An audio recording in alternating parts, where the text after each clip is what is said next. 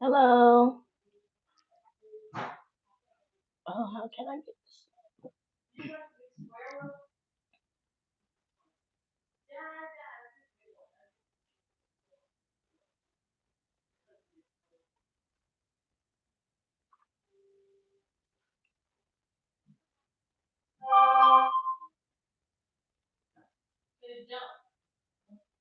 Hold on, y'all. Okay, there it is. Good afternoon. How are y'all? Oh, messages are visible. Okay. Good afternoon.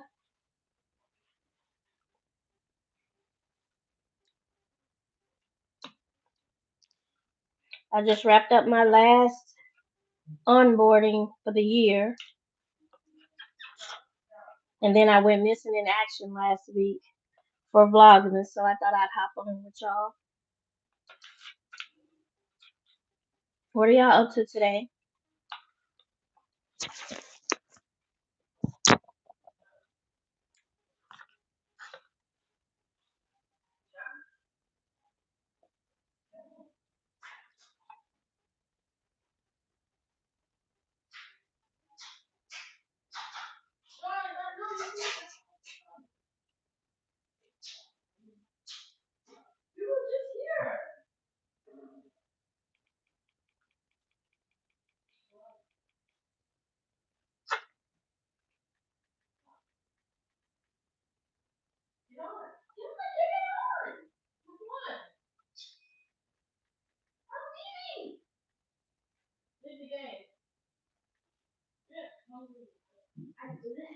Hey y'all.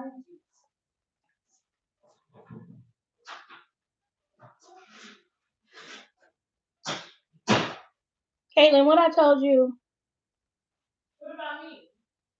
What I told you about being so loud?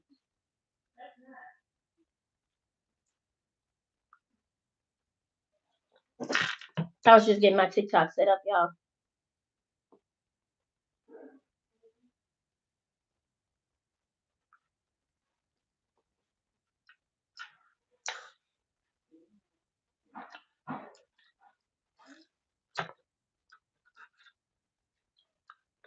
What's up, YouTube? Good afternoon. Bless you.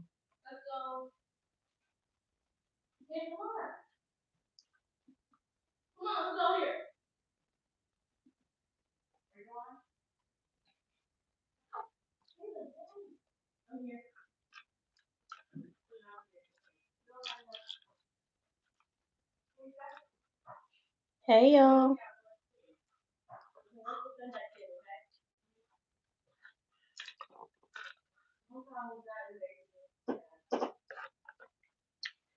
Hello. I just wrapped up my last onboarding session for the year. I had to wipe my camera. And I've been kind of MIA since last week. Because it's been a lot, y'all. Baby, that entrepreneurship is something. Don't nobody want to talk about that. Whew, Jesus. Yeah, it is getting long. It's growing like crazy. January 9th, my oldest grandson's birthday will be 3 years alive. Hey, Nikki.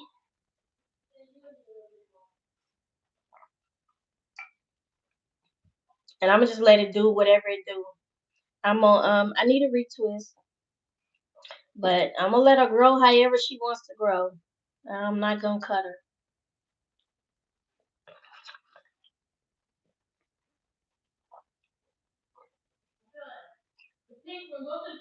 When you just on YouTube, now you over here. It's more fun on TikTok. I was thinking this is a quick way to get a video uploaded to YouTube. Hey, I know, right? Look, but YouTube pay the money. YouTube pay the money, right? TikTok don't, but that's where my people at on TikTok. So hey, YouTube still get a video.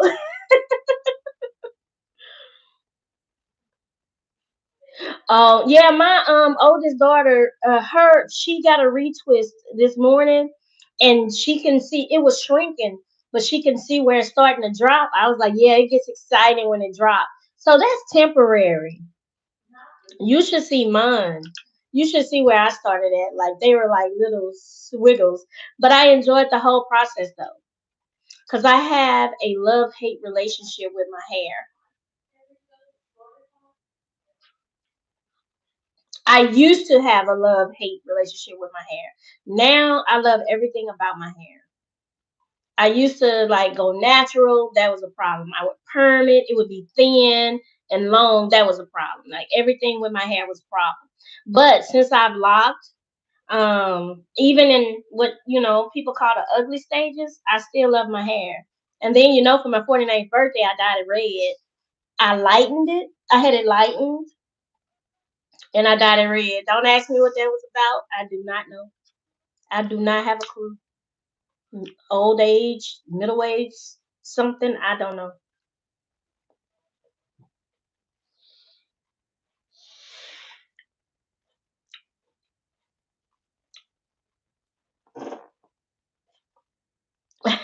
Congratulations. Good job. Got hired at Progressive. You got hired at Progressive. Baby, they've been turning people down left and right. So congratulations to you. I started getting to a point where I was like, what are they looking for? Because they definitely need the help. And you're going to get some awesome training too. I started with Progressive. My very first job was as an auto adjuster with Progressive. And I left Progressive and went Cat. And yep.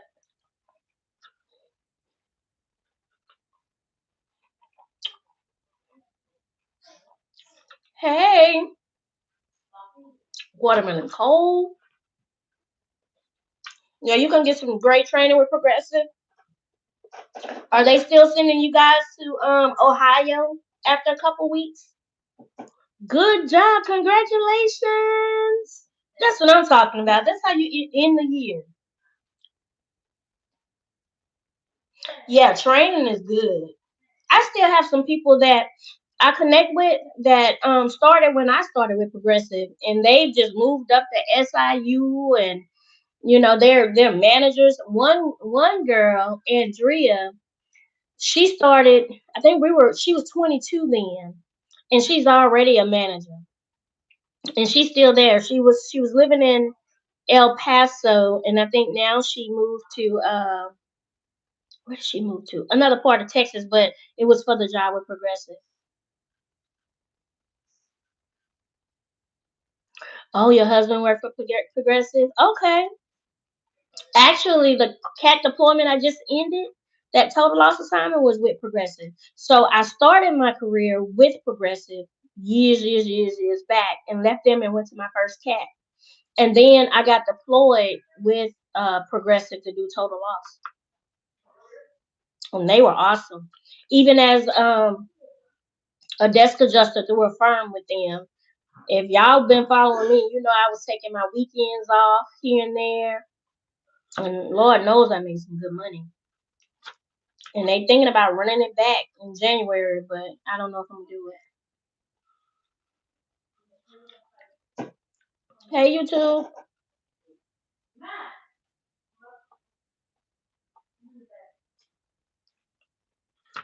I just.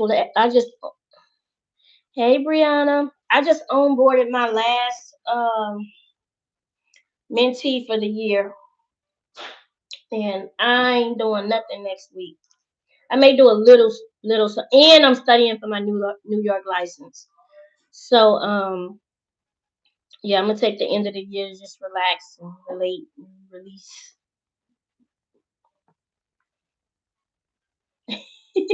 You stressed?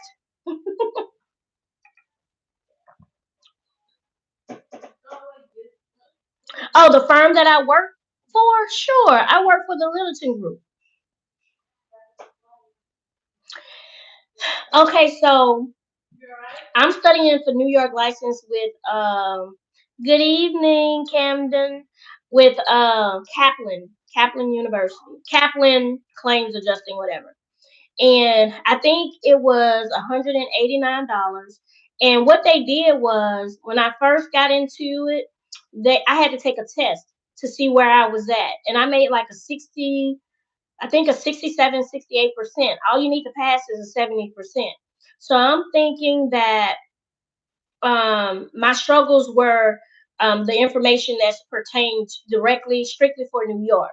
So I'm running through the modules real quick because I have to complete that part before I can sit and take the exam. So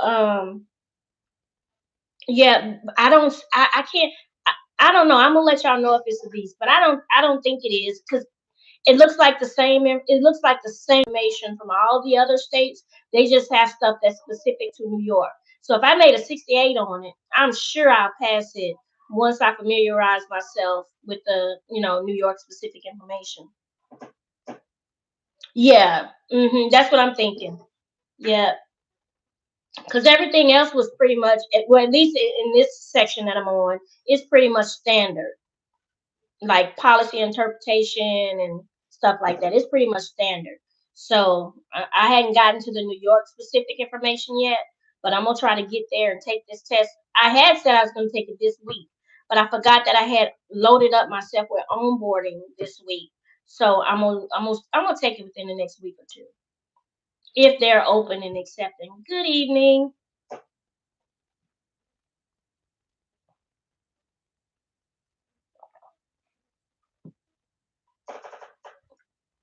YouTube. I'm trying to get y'all up on my laptop. I'm sorry.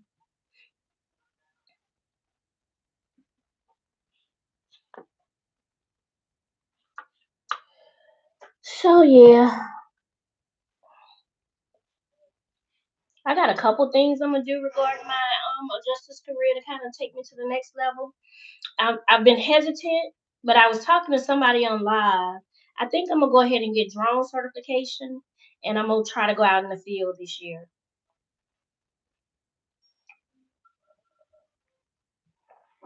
Not gonna try. I'm going out into the field this year.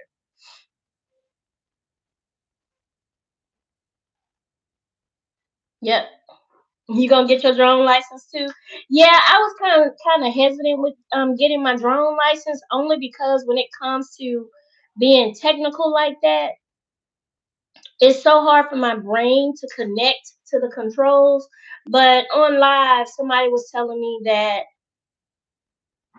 she realized that when she was using a cheaper drone, that it kind of affected how she was handling it. And once she upgraded the drone, she did so much better. And she kind of felt the same way that I did. So, yeah, I'm gonna go ahead and get drone certified. And I'm the person, y'all, that's always said I'll never get from behind the desk. I'll always be a desk adjuster. But it's just, it's time to, because if I can get 10 claims and make, you know, 40, $50,000, then I'm trying to work harder. I mean, smarter, not harder.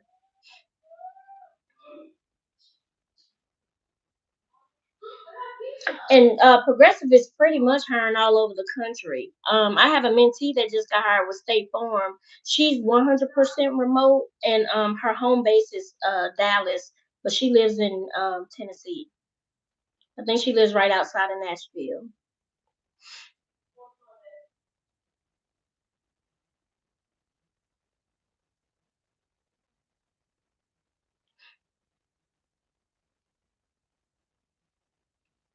That's good with that hybrid. That they're allowing you the opportunity to work from home too. That's awesome. Will you eventually have to go to Ohio for training? When they sent us to Ohio, they gave us like $1,000 gift card. I mean Visa card.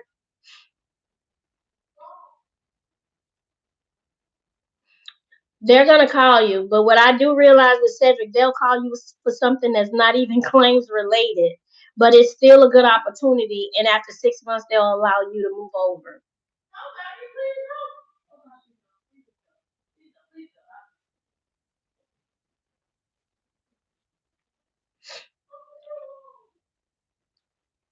Do you have your start date already?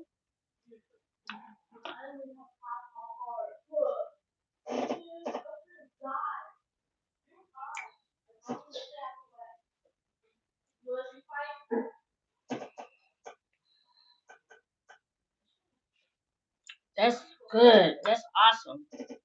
I guess they realize they need to make some changes. They are short. That's the account that I just finished working on. They are short. And then it's so hard to pass their tests. I know an engineer that couldn't pass the test. The which one? The um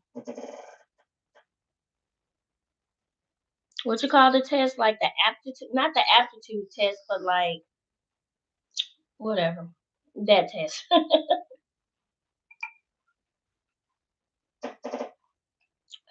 Not the assessment. She passed the assessment, but the one like with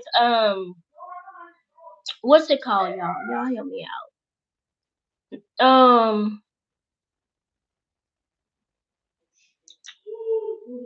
Not the assessment. Not the assessment. The God dog it, it's right at the tip of my tongue.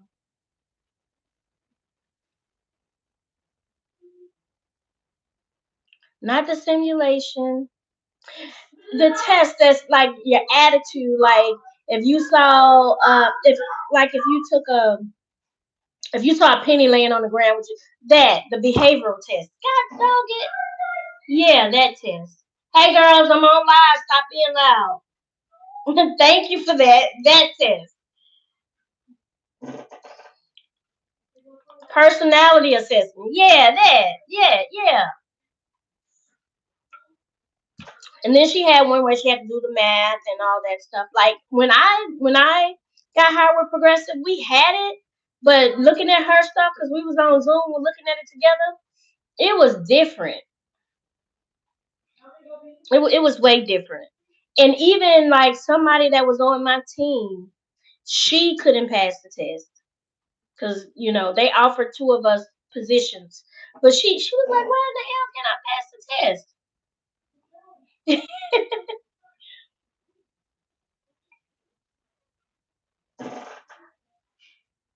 Mm, yeah. So, and especially like in Louisiana and Texas, like they need help so bad, but I don't know.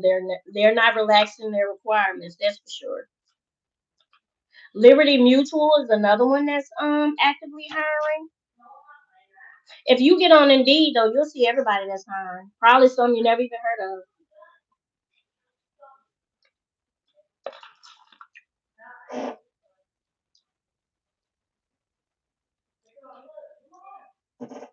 What y'all doing this evening? I thought about getting a drink and I'm like, it's too early. But that last She just emailed me the last onboarding I did. That woman, she's awesome.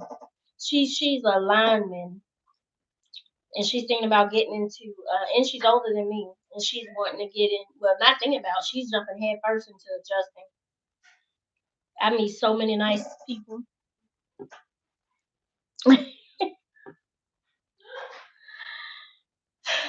I work for Allstate. Out of the two, I would say I had a better experience at Allstate, but that was Allstate in Houston. I really did. I mean, that job with Allstate had me, thinking about settling down as a staff adjuster.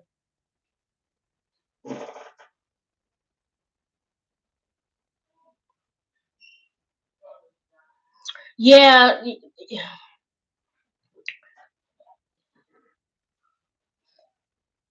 yeah. If they need to check their resumes. If they've applied in the past, like this is a tip I got from somebody on live that said that what she do is she'll do when she go in and she want to reapply to a company, she uses everything is different. Her contact number, her email address. You work remote for Allstate out of Irvin, Texas. Yeah, I worked out of Houston. That was the best work life balance in corporate environment I had ever been in. Okay. I mean, I can't say enough. Like people ask me all the time, "What's your best staff experience?" Allstate. My worst was a company called Comfy Seguros because they were non-standard. Yeah, like when you like if you need to go, I don't know how it is now. That's exactly what it is. Yep, in one page. They'll learn what they need to learn in the interview process. They don't want to see all that stuff.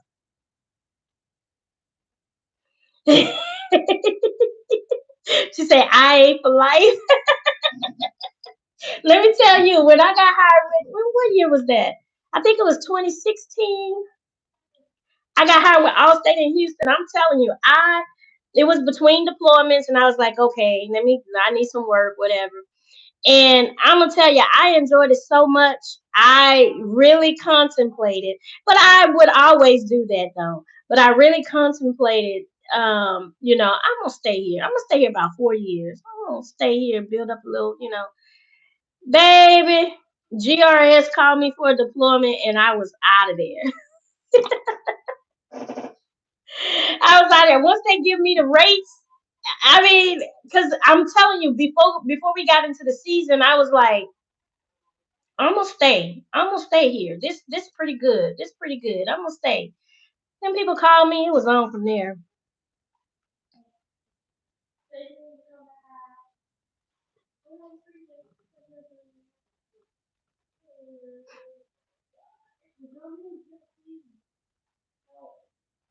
Oh no, you don't even have to lie.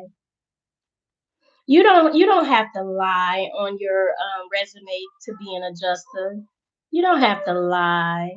You could be honest. Like my mentees got hired um, as new adjusters. You just highlight the skills. You know what I'm saying? That coincide with what's required as an adjuster. You don't have to lie about your adjust because for one thing, if you get the job, like there's a lot of jobs like you can lie about, but you can't lie about being able. Well, you can, but then when you get in there, it's like sink or swim, interpreting policy and stuff like that. No, you don't have to lie. You don't have to lie. That's crazy.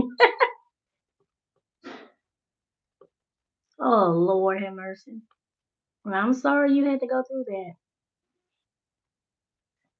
But it sure in the hell ain't me.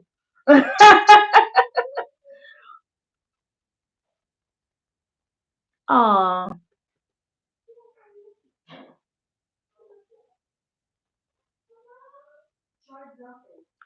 oh man. See,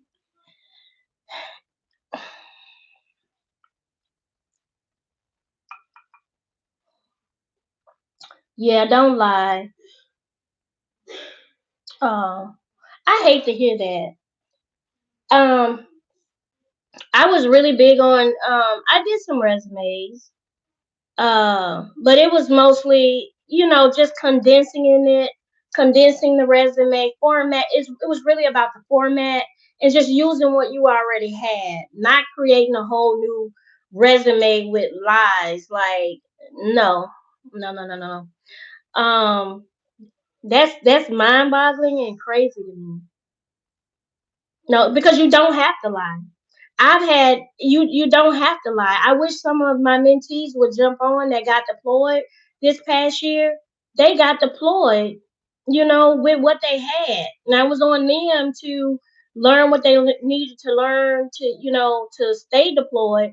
But you don't have to lie. And then a lot of times too, y'all, as an independent adjuster, they briefly look at that resume. All they really want to know is that you can comprehend and that you have your licenses to be an independent adjuster. Now, you really need to get that resume together the right way, going for a staff position. But as an independent adjuster, they don't even look at your resume like that. Let's be honest. A lot of the times when I did resumes, it was to assist. You would have that resume to assist you with completing your background check when once you pass the exam for the Department of Insurance because they didn't want any gaps. And for some people, they would just get stuck, And I would tell them if you were at home nursing a new baby, you just put, stay at home mom from this date to this date. So that's really being an independent adjuster. That's the only reason why we would even too much focus. Like, I want you to have a nice resume, one page straight to the point. They'll see your experiences when you get the listing, the different um maybe carriers that you work with, or if you get to list some of the IA firms that you've already deployed with and stuff like that. But no, you don't have to lie, and you don't need an exquisite resume as an independent adjuster. As an independent adjuster, if you create your portal and you list your work history in the portal, like, they not even on resumes like that. And that's just being honest. That's just being honest.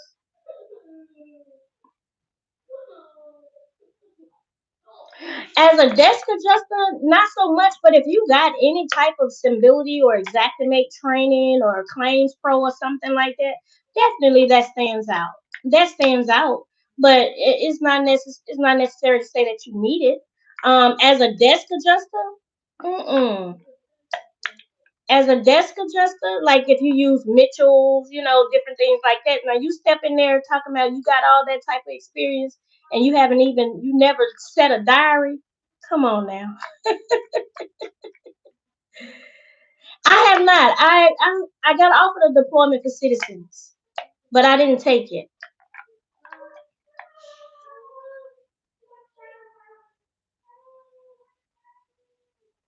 I'm in Louisiana. I'm like north, like 30 minutes north of Baton Rouge. It's cold. But as far as like raining and stuff, we hadn't gotten that today. It was yesterday. It was raining. Hey, well, Red. Yeah, it's cold, but we're good. I'm getting standby messages right now for the winter storm. No, you don't have to necessarily see, like, when you say you have unstable work history, like, what does that mean? And then another thing, don't go back 10 years. Go back, only do 5 years. And if two and a half of those years you were, working at a restaurant, hey, that's customer service. That's forward facing customer service experience. If you were at home taking care of your children, you were at home taking care of your children. That's fine too. Pick the best ones. Pick the best ones. Like, don't just all out lie. It's okay. I have a friend. She's in Dallas. She works in HR, and the way she job hop making them six figures, that girl was making six figures when it wasn't even a thing. And she just you know. Oh, I'm sorry, Culture Creations. I'm on TikTok. I'm sorry. I forgot to even look at YouTube. I'm sorry. I'm so sorry. You want to do deployments under LLC? I don't know nothing about that. I, I've been in this game a decade, and I've never attempted to do deployments under an LLC. And one reason is I would figure that if I'm under an LLC, I would have to insure and license and bond myself. Why would I do that when I can go with a firm and they take care of that? But yeah, if you do, sure, I don't see why not. If you do that, you can have deployments. But I've never, I've seen since I've been online, people say that they do it under their LLC, but I've never done it. I've only done it under, my name and 1099 with my social, not under a LLC, because I wouldn't want to be responsible. I wouldn't want to be responsible.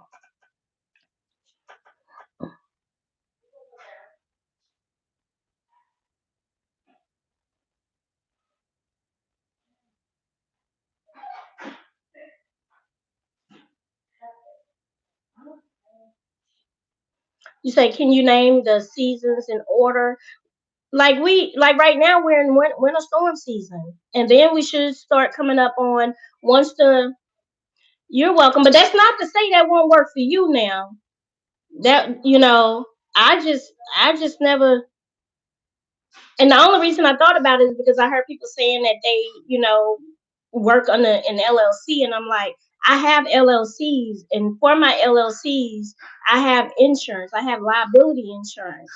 So mm-mm. So right now we're in winter storm season. So typically after winter storm season comes flood season because the snow melts, the rivers and the creeks, they flood. So then we go into flood season, hail season, tornado season, hurricane season. So that's the seasons. And right now we're in winter storm season.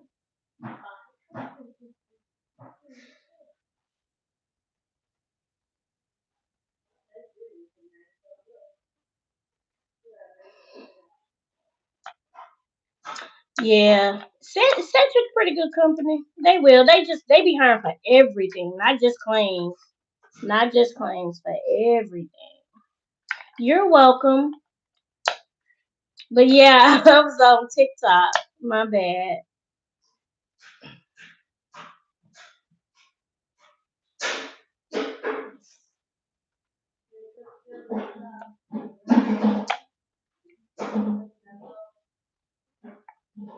Desk adjusting, yeah. That's what I've been doing, desk adjusting. I did one field deployment years ago when it flooded in Louisiana.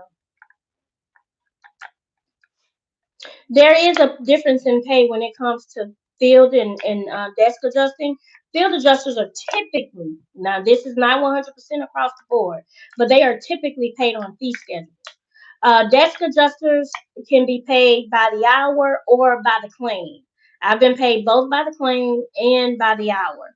As a field adjuster, they typically, if you go out and you write scope on a house, you typically get paid on a fee schedule. And hypothetically speaking, a fee schedule is you just say the damages are from 0 to 5,000. You'll get $500 just for going out and writing the scope. Okay, uh, $5,001 up to 20,000 or 50 or 10,000, you'll get $1,000 for going up and writing the scope. And then let's say 10,000 to 30,000, you'll get $2 or $3,000 for going out and writing the scope. So field adjusters typically get paid on a fee schedule, and it's based on the amount of damages. They get a percentage of the amount of damages. I wish I had some right in front of me. I'll show you.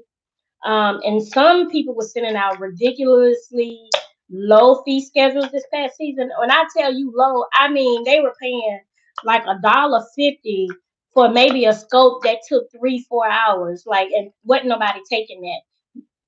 Maybe a newbie or something like that. But that's typically how field adjusters get paid. This past deployment, it was like, $40 an hour. Um, then you make your $60 on overtime, and then if you got paid by the claim, I wish I had mine. If you got paid by the claim years ago, and I'm talking like years ago, we were making like $650 per claim, property claim, working for a company called Tower Hill. From what I'm understanding now, if you're getting paid by the claim, it's not quite as much. And then they're breaking it down. And this all depends on the carrier and the IA firm.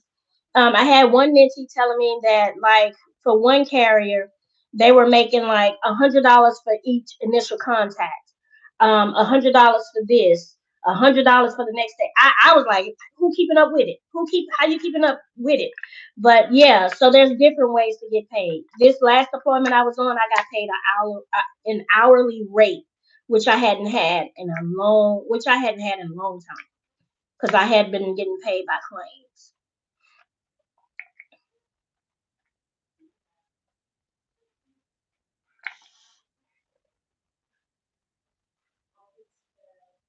Yeah, I mean, you could decide if, you get a, just say, because they're putting people on standby for this winter storm. So just say um, you get a desk assignment, and then in April or May you get offered a field assignment. Yeah, you can do that.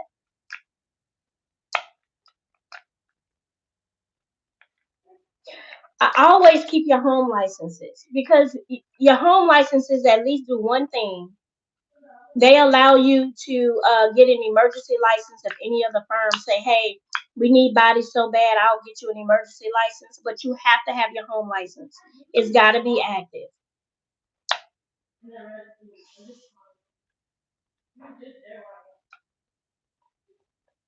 Yeah, and I think North Carolina is less than $100 too.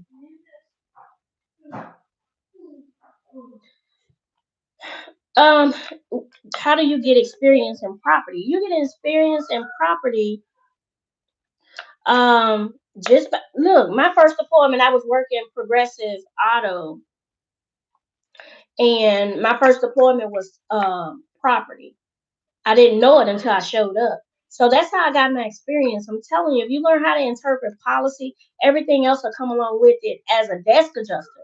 Now, if you want to do property as a field adjuster, you're gonna have to find a mentor. You're gonna have to go to a school that's gonna teach you how to harness, that's gonna teach you Xactimate and all those things like that. You're gonna need it. Mm.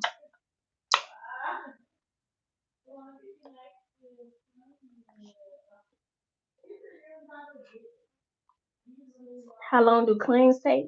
Claims could take from 3 days to 3 years. It just depends.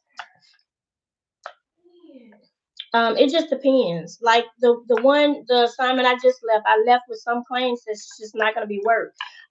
Sometimes claims, especially like with auto total loss, if that person was in bankruptcy, then we have to wait until the judgment comes down. Sometimes there could be a succession filed on an insured that passed away, and you have to wait on that.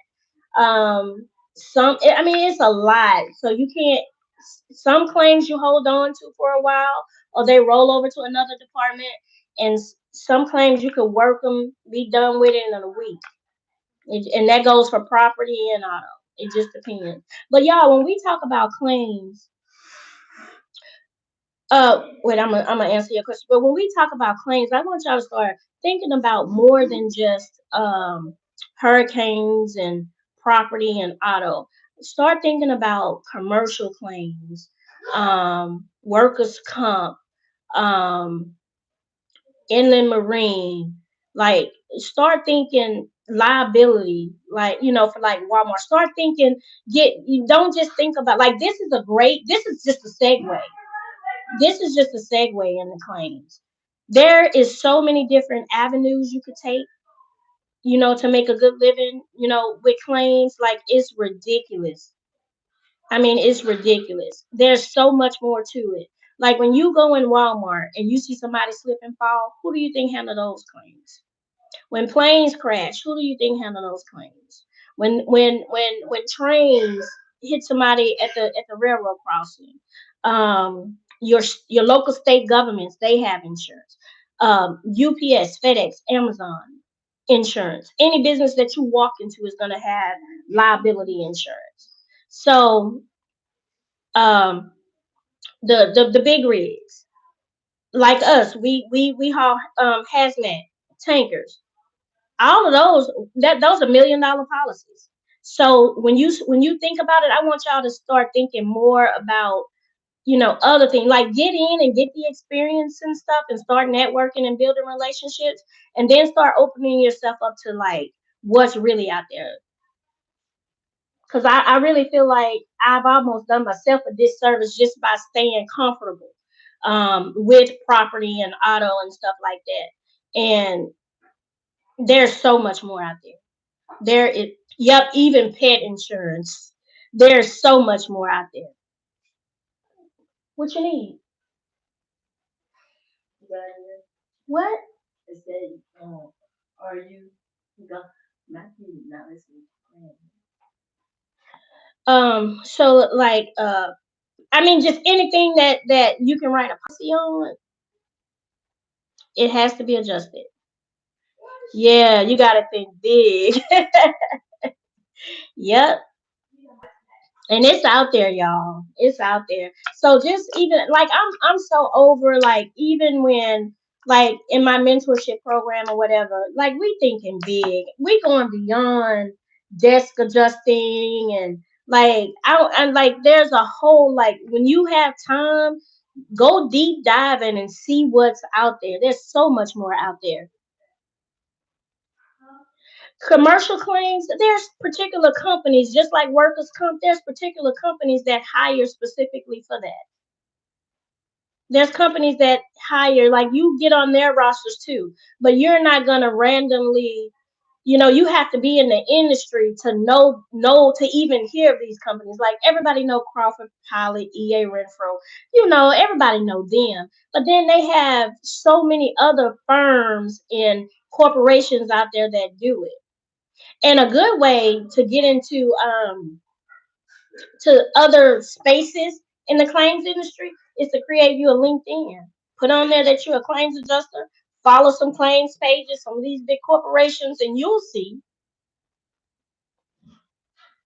But commercial claims they do have rosters that you can sign up for. And a lot of times with commercial claims, if somebody's already in there, they go on word of mouth. They ask for referrals. They'll ask them, any adjusters, they'll ask for referrals. Yeah, that's right, Shay. Oh, so you Shay. Yeah, so LinkedIn is a great resource. Go in there, create your LinkedIn. I've never worked with Legions. No, I've never worked with Legions. And then they have IA firms popping up. It was so many firms that I was able to pull up this past season. I'm like, where the hell they come from? You know? So yeah, but the good ones you're not gonna find like just like, well, all of them are good, but there's some firms, how can I say it? There are some firms out there that experienced adjusters just don't share. They just don't share. It's like a sorority type deal. Like they know that they're gonna offer $650 uh, a day for deployment, or $750 a day for deployment. Like those are the companies that you don't hear people talking about. Mom, do you like this? I do like that. I wouldn't want to eat it. I think it's too sweet. It's a cone with icing and lots of M&Ms and marshmallows and sprinkles. Why I think we gonna do that? I told TJ that I think we was gonna do that. Yeah. With all that stuff. Mm-hmm. Where did you give me green food coloring from? I made a Med T toothpaste. Walmart or any other store. Grocery store. As she was saying.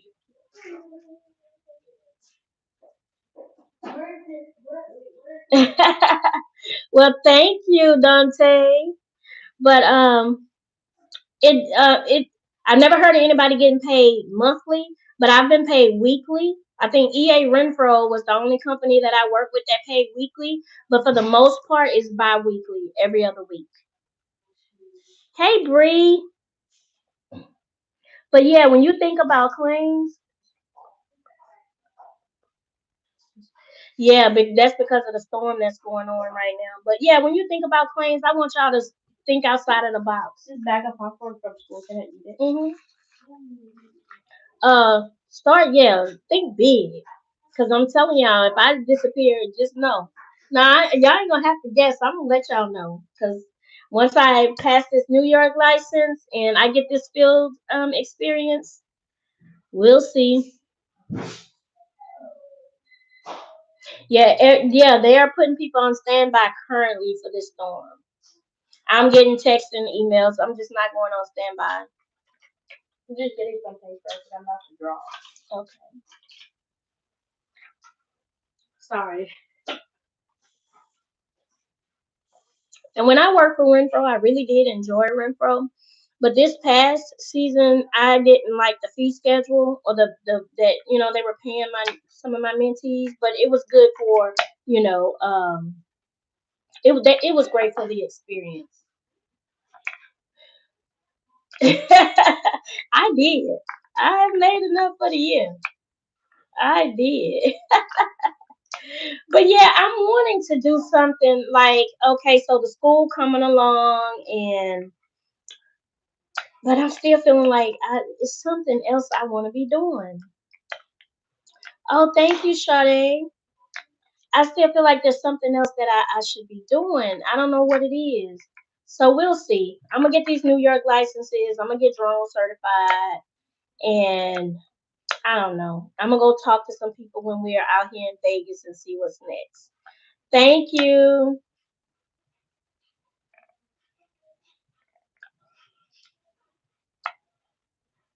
Yeah, yeah. Call them tomorrow. Make sure that everything is updated in the portals. Because even if the storm doesn't bring too much damages and it prompts those initial contacts, 2 weeks of making a couple $1,000s or a month of making a couple $1,000s is definitely worth it.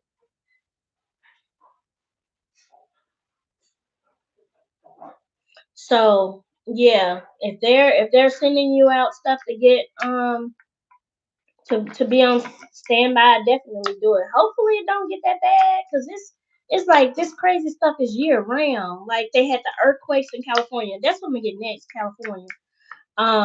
It's just it's never ending.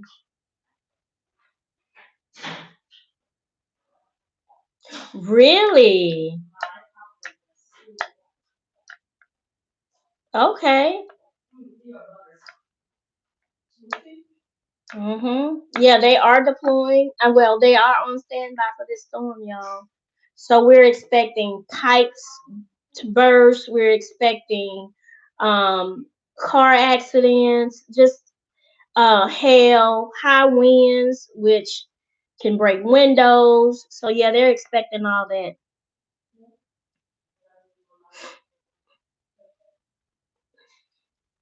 And if you don't have a license in like the northern states, I would grab one. I would grab one.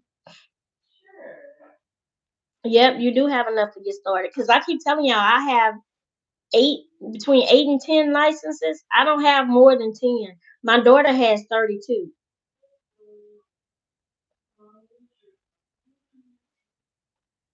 She has 32 licenses. I used to have a lot of licenses, but and I know a lot of people, they recommend you getting as many licenses as you can. I just don't because I mean, let me tell you my mindset behind it. For one, you have to keep up with them, which you could do that on CERCON or NIPR, but then you have to pay to renew them every 2 years. So, and I don't know. I just never kept that many licenses. If I got those licenses, I got them because somebody hired me and applied for them and I got them. But if I was not with them, and 9 times out of 10, I probably didn't stay with them over a year, and it was time to renew them, I did not renew them. So, I have, and sometimes she will hop on TikTok, but I have a mentee that lives in Arizona. That's the only license she had because Arizona did not do reciprocal with, does not have reciprocity with Florida. So if you live in Arizona and you want a Florida license, you have to take Florida independent, like we have to take New York, right? She is on deployment on Florida, right? Off of an emergency license, her very first deployment.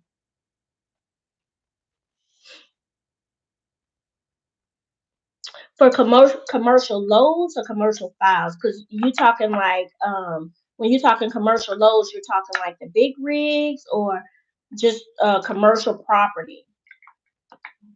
Hey Nina, but go to LinkedIn, create your profile and start following. Uh, just get into the insurance industry and you'll find everything you need over there.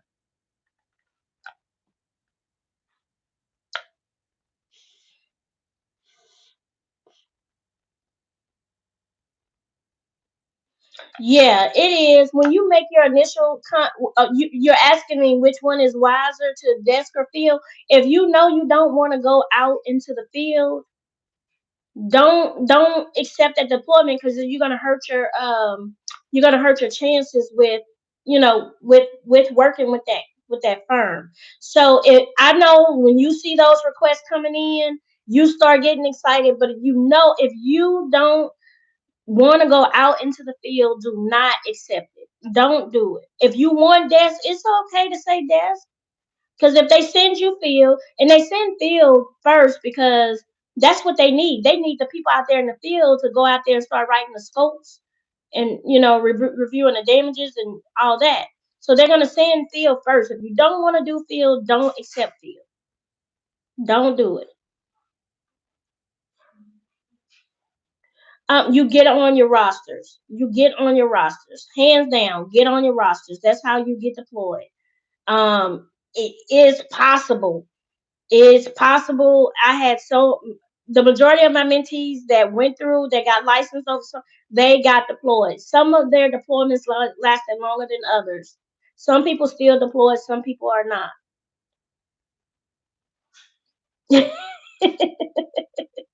I said the same thing. I've been saying that for 10 years. I have been saying I'm not climbing on nobody's roof for 10 years. And can you believe that this year is on my bucket list? But I don't want to climb on the roof. Like I'm gonna hire somebody to do my roof, or I'm gonna do a drone if the company, because look, all companies don't accept scopes written by drone, scopes written with information and pictures and stuff taken by drones. A lot of companies do, all companies don't. It ain't across the board. So yeah, but I'm going out in that field because my goal is to work smarter, not harder. It's for both auto and property, and it's a 12-month program. All I ask, if you want to be in my program, in my mentorship program, all I ask is that you follow your action plan and do your part. Because I'm gonna point you in the right direction every time. Every time. I'm gonna give you the information as it's coming to me, right? All I ask is that you do your part. I got so frustrated not long ago sending somebody a link, and I'm like, all you gotta do is click on the link, and they wanted me. I'm like, if you don't have enough understanding or wherefore to work through stuff, you're not gonna be a good claims adjuster. I told somebody online, go do this and do it like that. Before we even 5 minutes in, she was like, "Oh, Miss Becky, I went and I did it and I'm good." This person, baby, you pay me $45. And now you worrying the shit out of me because you're not doing what you need to be doing. Like it's simple. Like if you couldn't do this one task for yourself, baby, you're not gonna make it as a claims adjuster because ain't nobody gonna hold your hand. So that's all I ask. Like if you want to be a part of my program, you gotta come with it. You gotta follow your action plan and you gotta do your part. I'm not gonna interview for you. I'm not gonna hold your hand. I will check in on you because I know life happens and all that. But if you need to be babysit, I am not the person for you. You just keep it on moving. You just keep it on moving. Click the link. Do you hear me? Oh, you have your Twit card for port access? That's awesome. Yeah, our drivers and my husband has to have that for our trucking business. Look, I've been trying to. I'm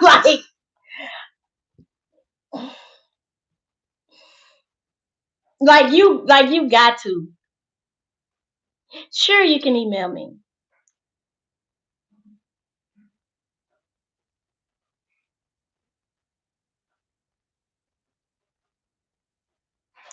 Um, yeah, it's okay to get a couple other licenses. Yeah, more than that one. Show that you're serious about it. But yeah, so yeah, if you can't, you're welcome. If you can't, if you can't follow simple, like if you, because even, and I know that when you go in to do certain things, let's say for instance, when you go in to self appoint, you not just if you don't know what you're doing. Oh, thank you, girl. My daughter did them. She was like, "Come here, come here, come here, come here, come here." Because they was looking a mess. She did my facial too. But if you like, just say for instance, you want to self appoint, and when you go into that system to self appoint, and you don't know what you're looking at, it's a little confusing. But all it takes is for you to sit there and like read through it. You know what I'm saying? Like take your time, see what's going on. You know, I've heard of MoCat, and I actually got on their roster, but I've never worked with them. I've never worked with MoCat, but yeah, I've heard of them.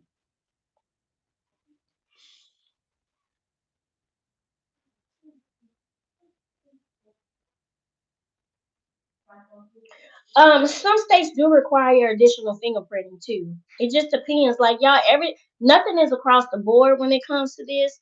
All states have their own different requirements and rules. Some states will take your fingerprints from your states. Some states want their own fingerprinting.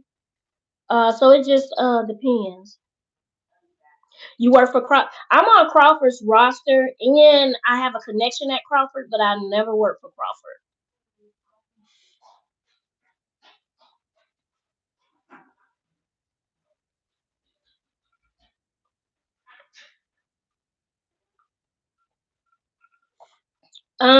I said I was gonna open some up, but right now I don't.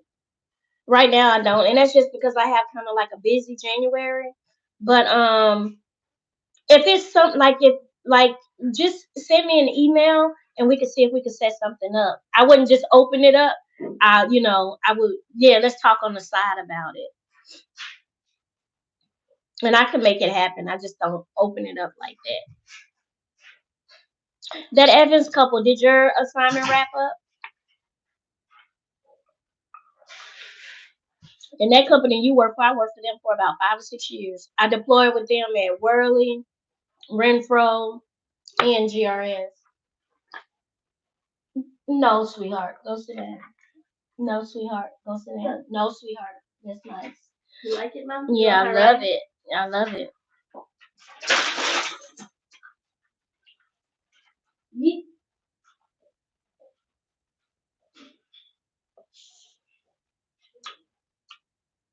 Y'all see my shirt? I got this from a lady on TikTok. I just be on TikTok buying stuff.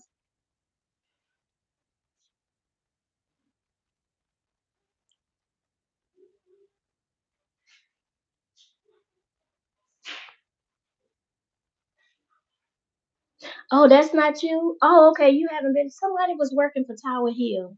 I'm sorry that Evans couple. I thought it was you. No, it was not you. It was not you.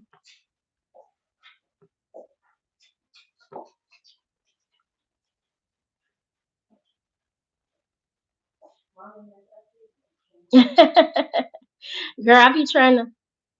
When's the last day to sign up for January pre-licensing class? I mean, it's open until all the spots gone. It just has to be paid before we start the class. I think I emailed you.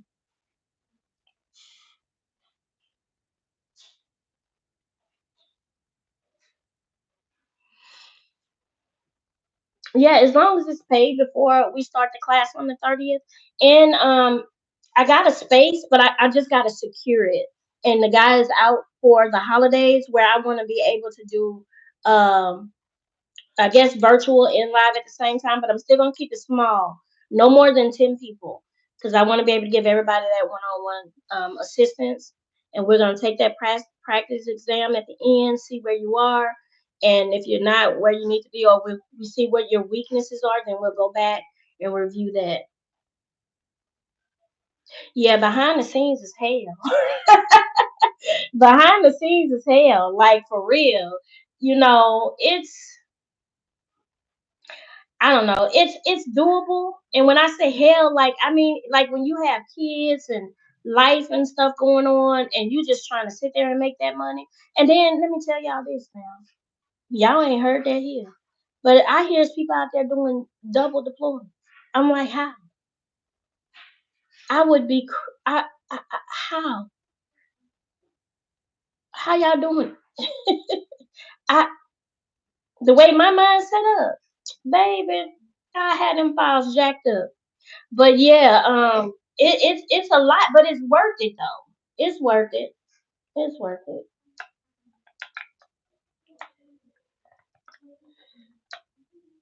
Yeah, I think I emailed you earlier today. But yeah, I'm gonna send out for everybody that do register for the class. I'm gonna send out an email once I finalize this space. It's gonna be in Baton Rouge to host the class.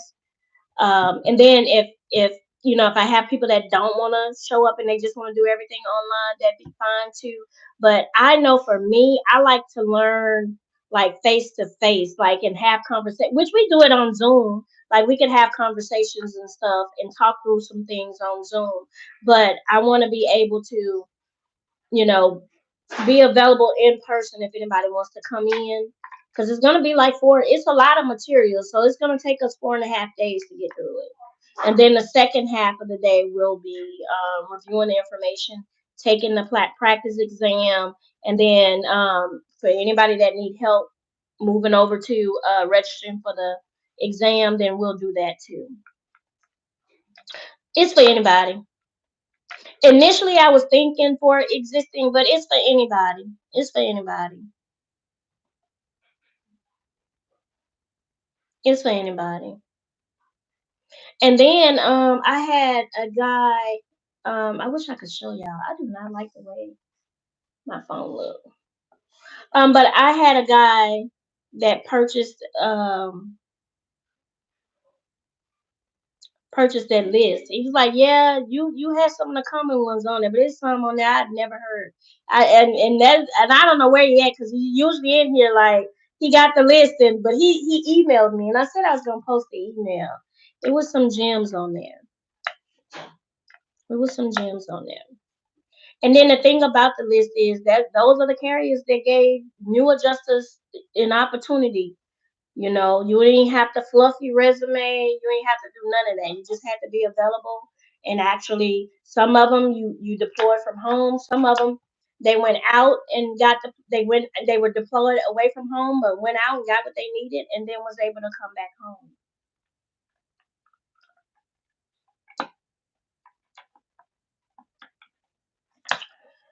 Yep. So I did my last onboarding for the week for mentee for this week. I ain't doing nothing next week. So I was like, I kind of been MIA because baby, you know what's ghetto? Entrepreneurship, but it's worth it.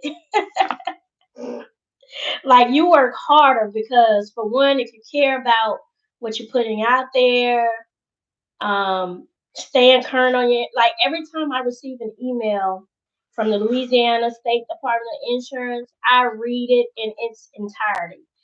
Um, it's like entrepreneurship is hard. And that's I was telling my daughter, I was like, when you work for somebody, you go to work and they take care of all that stuff. Like they take care of that. But when it's your business, like you have to do it all. And it's a lot.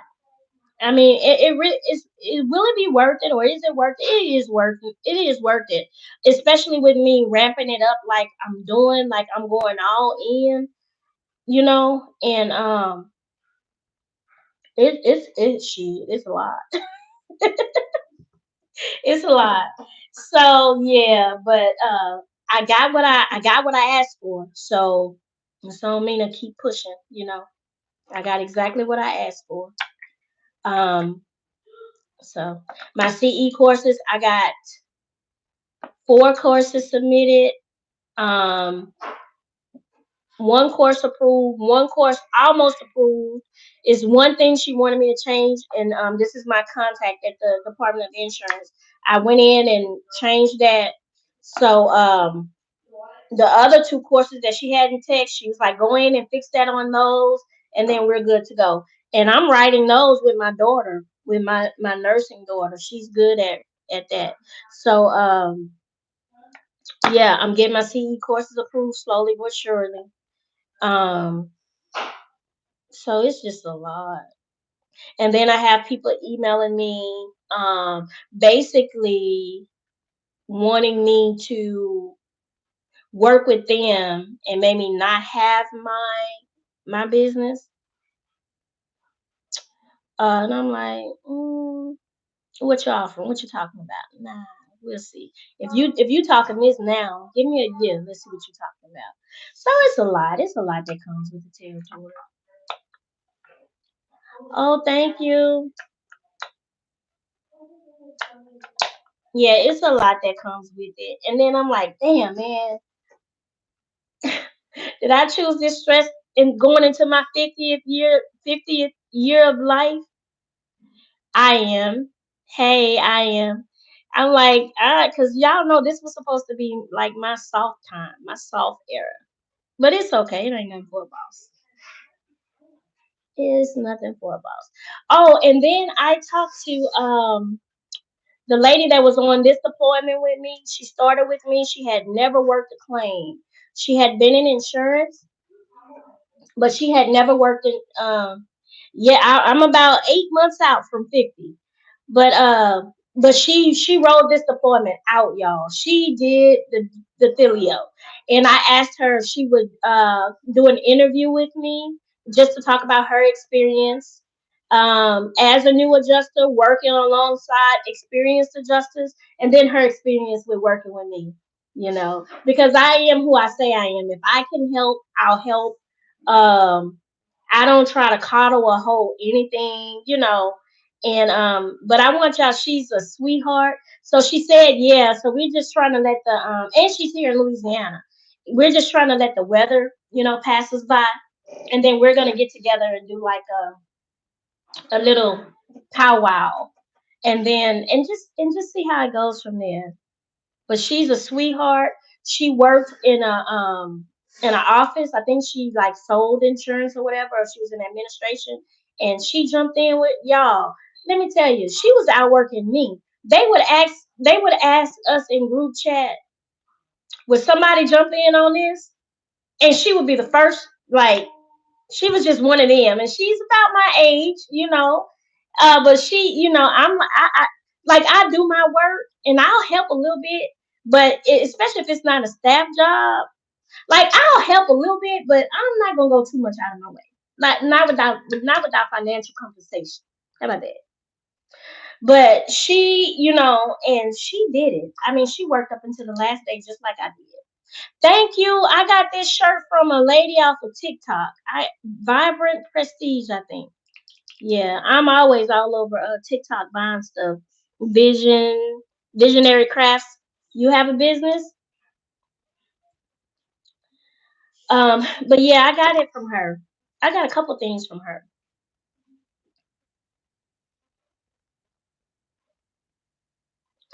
Yeah. So, and then let me tell you too, when I first started, thinking about opening my school and stuff, I was thinking big, but I'm not. I don't know. I'm almost feeling like I'm gonna stick to the rivers and lakes that I'm used to. Like I'm not trying to do 50 states. I'm not trying to.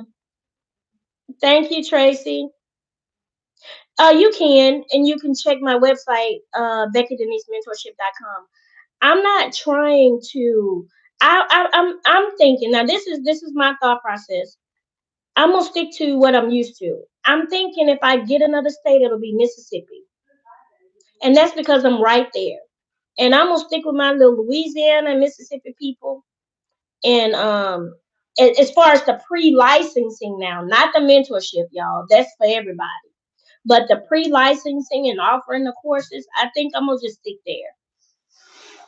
Yeah, I think I'm gonna just stick there. I'm not gonna go and now what I will do is I will um apply to have my CE courses um accepted by these states, but that's it. Just my CE courses. So, and what that'll do is it doesn't matter wherever you are, if that state approves me as a provider. And once I can't do it all at once. I have to focus because of my ADHD. But once I get 24 hours solidified and approved by the state of Louisiana, then I'm gonna go to other states and I'm gonna see if I could get their court, get them to approve my courses. That way, it wouldn't matter where you are. You could take my CE courses. Now that I'll do. But as far as like offering the pre-licensing, especially me one on, I'm gonna stick to Louisiana and Mississippi.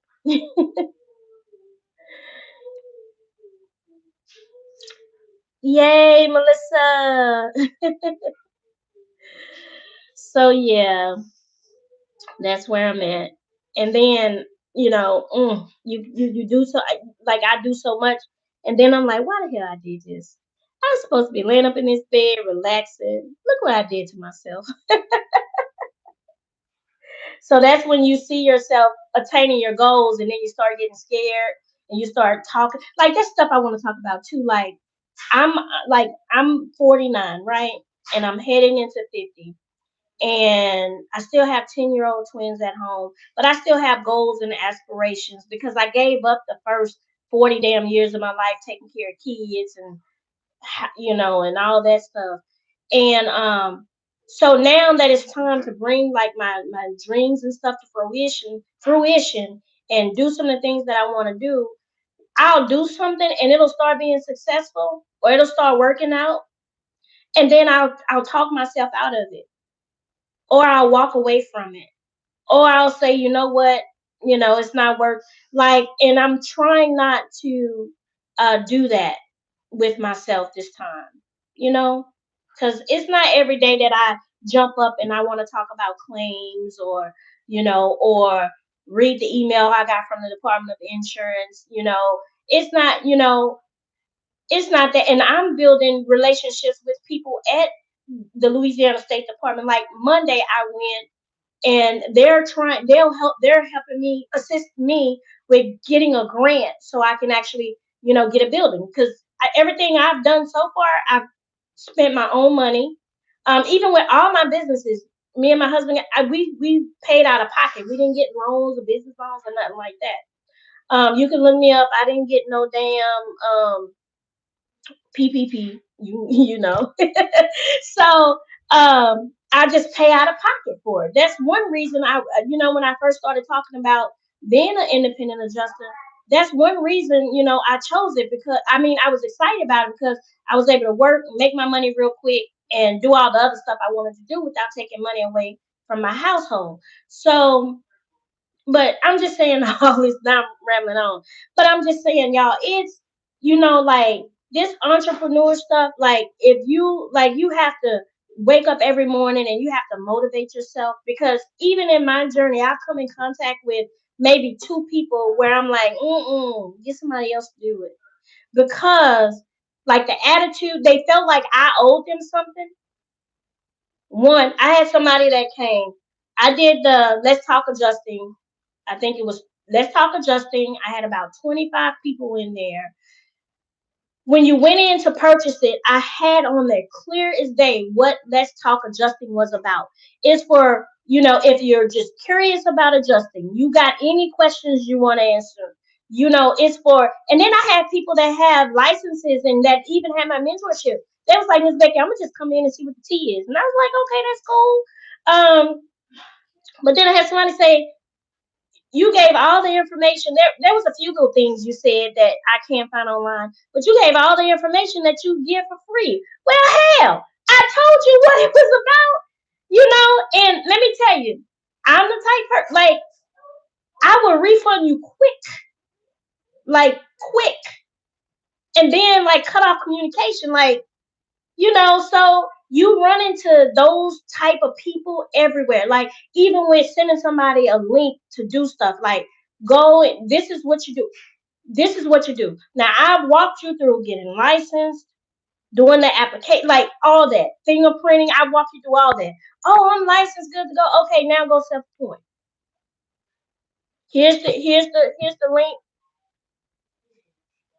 I can't figure it out. I can't figure it out. You got time for me to figure it out? I can't figure it out.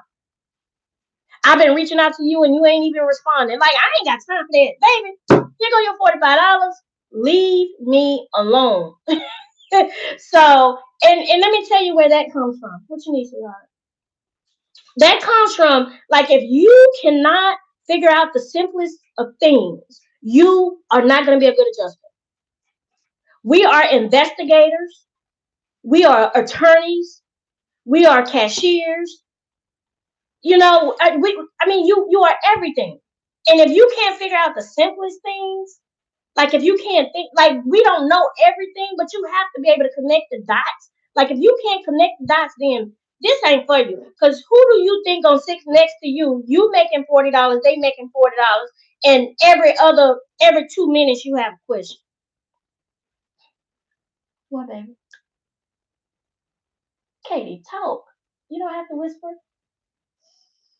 What do you mean? I'm sorry. I won't talk loud.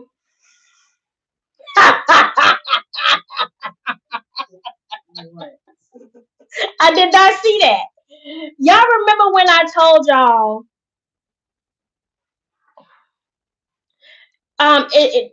yes, it does. It does help with job placements and pointing you in the directions of maybe some of my contacts or with companies that are actively hiring and different things like that. But do you remember that Evans couple when I told y'all that there was a company that they wrong for that? There was a company that deployed about 3 or 4 mentees, and then they sent them out with no training, and I said I was gonna reach out and offer my services. That's who that was. That's who that was. I did. I've been talking with someone in regards to helping with their training because they had nothing. Like, especially if you're gonna hire new adjusters, like, you should have something in place to help them. That's who that was. That's who that was. When I said I had to sit down and write workflows and stuff like that, and what have you, that's who that was.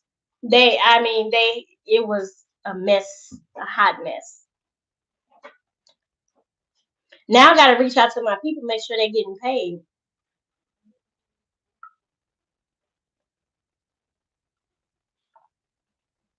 Yep, that's exactly who that was. So no, I didn't see that because I've been onboarding all day, girl. I'm finna go lay up in the bed and jump into my Just the News. Is the training paid? Depends on what type of training, what type of training you're talking about. If it's staff, yes, paid. But as an independent adjuster, there's really no training. They want you to come ready to go. Some companies will give you an overview view. They'll walk you through, their systems. They'll probably give you some examples of workflows and different things like that. Okay, I'll take a look when I'm done. Take your earring out. Yeah, stop whispering. Um, Now, as a staff adjuster, you get the best training. That's why I say there's nothing wrong with being a staff adjuster. I don't know why the energy is so negative when it comes to staff adjusting, because the staff adjusting is going to set you up. And then some people just don't want to work 60 and 70 hours a week. Like, who don't, like my daughter, like, she don't want to work 60, 70 hours a week. She's required to work 7.5 hours per day. So when she getting off at 3:30 or 3 o'clock, and I'm still sitting there, I still got about 4 or 5 hours to go. I'm sitting there just shaking my damn head like I think I'm going back staff. So there's nothing wrong with being a staff adjuster. There is absolutely nothing wrong with it. It's just you got to get with the right company, and then don't people who stay at companies 5 and 10 years stay at that company a few years and then move on. Get your experience and move on. So you can get your money. So you can go from a 3% raise to a 23% raise. Yeah, there are advantages on both sides. There is absolutely nothing wrong with being a staff adjuster. Because being a cat adjuster or a desk adjuster, and you working 6 and 7 days a week, everybody's life not set up for that lifestyle because it's a lifestyle. And I ain't lying. This last deployment almost took me out. I ain't lying. But I mean, it wasn't bad, but it was just long. Like I had never been on a deployment that long. 6 days a week. 6 days a week. Like who's cleaning? Who's cooking? My mama lived with me. I was able to bring my kids to school. When I first started, I hired somebody to drop my kids off and pick them up. But then as I got into the deployment and I saw that I had that leeway, I was bringing my kids to school and picking them up. Who's doing homework? Like it's a lot. No cap. I mean, it's a lot. And everybody's life is not set up for that.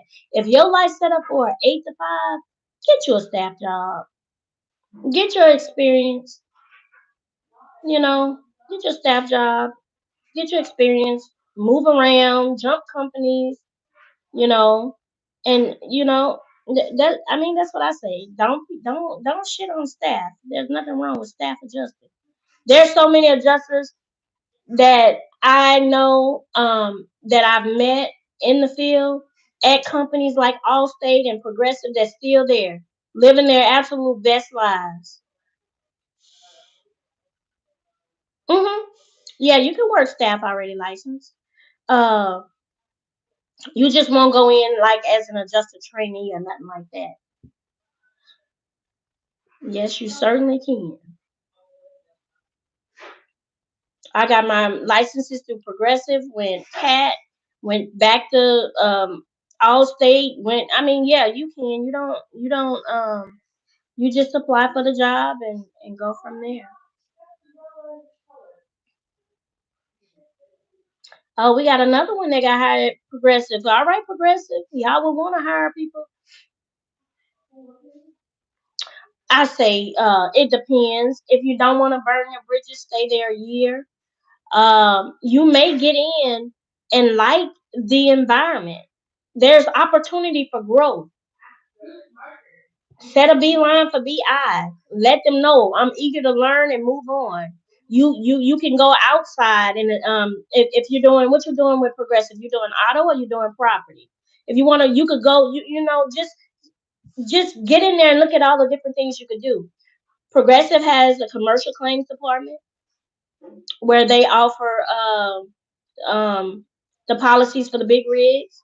They have that. They have property. They have cat. They have cat managers. With auto, you could go out in the field and write the estimates on the vehicle. You could be assigned to the yard where the total loss vehicles go.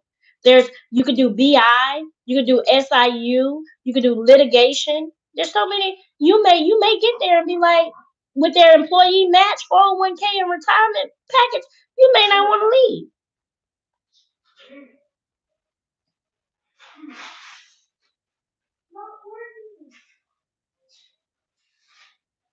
I mean, it depends. Yeah, like I said earlier, I hear you got people on 2 deployments.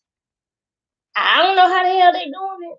Well, I was on a deployment and I was still doing my side hustle, so I guess you can. It just depends. But as a new adjuster, you will want to get in there and learn that job because claims adjusting is a lot of work. It's a lot of mental work, emotional work. especially if you're dealing with loss of life. You're going to be dealing with loss of property. You're going to be dealing with emotional people. Like, get in there and settle down and learn your job and then go from there. That's what I would say. Get in there, settle down, learn your job, and then go from there. And then if you can handle it, then you do what you got to do. Uh, okay, so I do not have a degree. I'm like 8 classes short. I do not have a degree. When I got hired with Progressive and Allstate, they took my work history in lieu of a degree. Mind you, I was in the wireless industry for 15 years. I worked my way from from the sales floor up to district sales manager. So they took my work history in lieu of a degree. Now, when Progressive hired me, they probably, I can't remember what they hired me at. I don't know why 52,000 coming in my head, but maybe it was 48,000. But I would have, if I would have had a degree, I think they was okay. I think they hired me for 42, 48. I don't know, y'all. It's way back.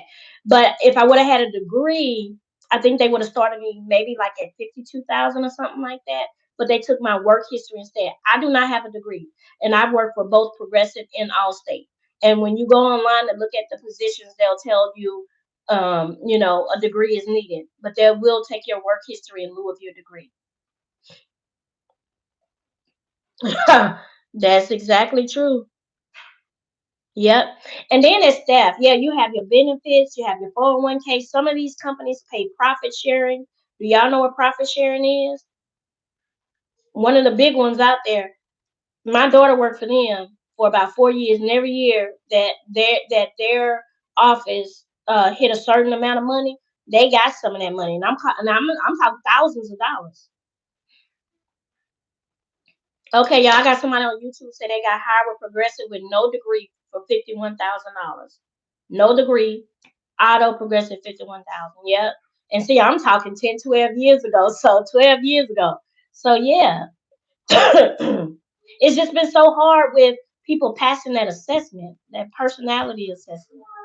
So congratulations to you, Lamontane, Lamontane. Congratulations to you. That's what's up. But yeah, so yeah, I be scrolling. I'm like, man, they shitting on staff. They really shitting on staff. Really shitting. Ain't nothing wrong with being a staff adjuster. Cause who knows? I may wake up tomorrow a staff adjuster. Like what? There's nothing wrong with it. With it's the company, and usually the first seven you can name off top of your head is gonna be structured training, good work environment. You're gonna get 401k match. Oh, and like I was saying, the profit sharing. So these people that work for this company, if anybody know who I am, drop it in the comments. I'm just not gonna slang no names. This company, they would get five, six, seven, $8,000 profit sharing. They'll take 4,000 of that and drop it in their 401k, and then the other 4,000 they'll pay it to them on regular payroll. And then not only that, they'll send out an email. Do you need if you need to update your tax withholdings? Go ahead and do so because you know the checks coming so that their checks so that their payout is not going to be taxed like a regular payroll. So they'll go in there and change no deductions or whatever, get paid, and then go back. Like, yeah. So, well, it's a standard company. It's one of these standard companies that you hear about every day. It's one of them. They do profit sharing. Oh, that's so nice. Oh, see, you are why I do it. Can I ask you how old you are? My kids range in age from 34 to 10. You are who I do it for. Are you in your 20s? You are who I do it for.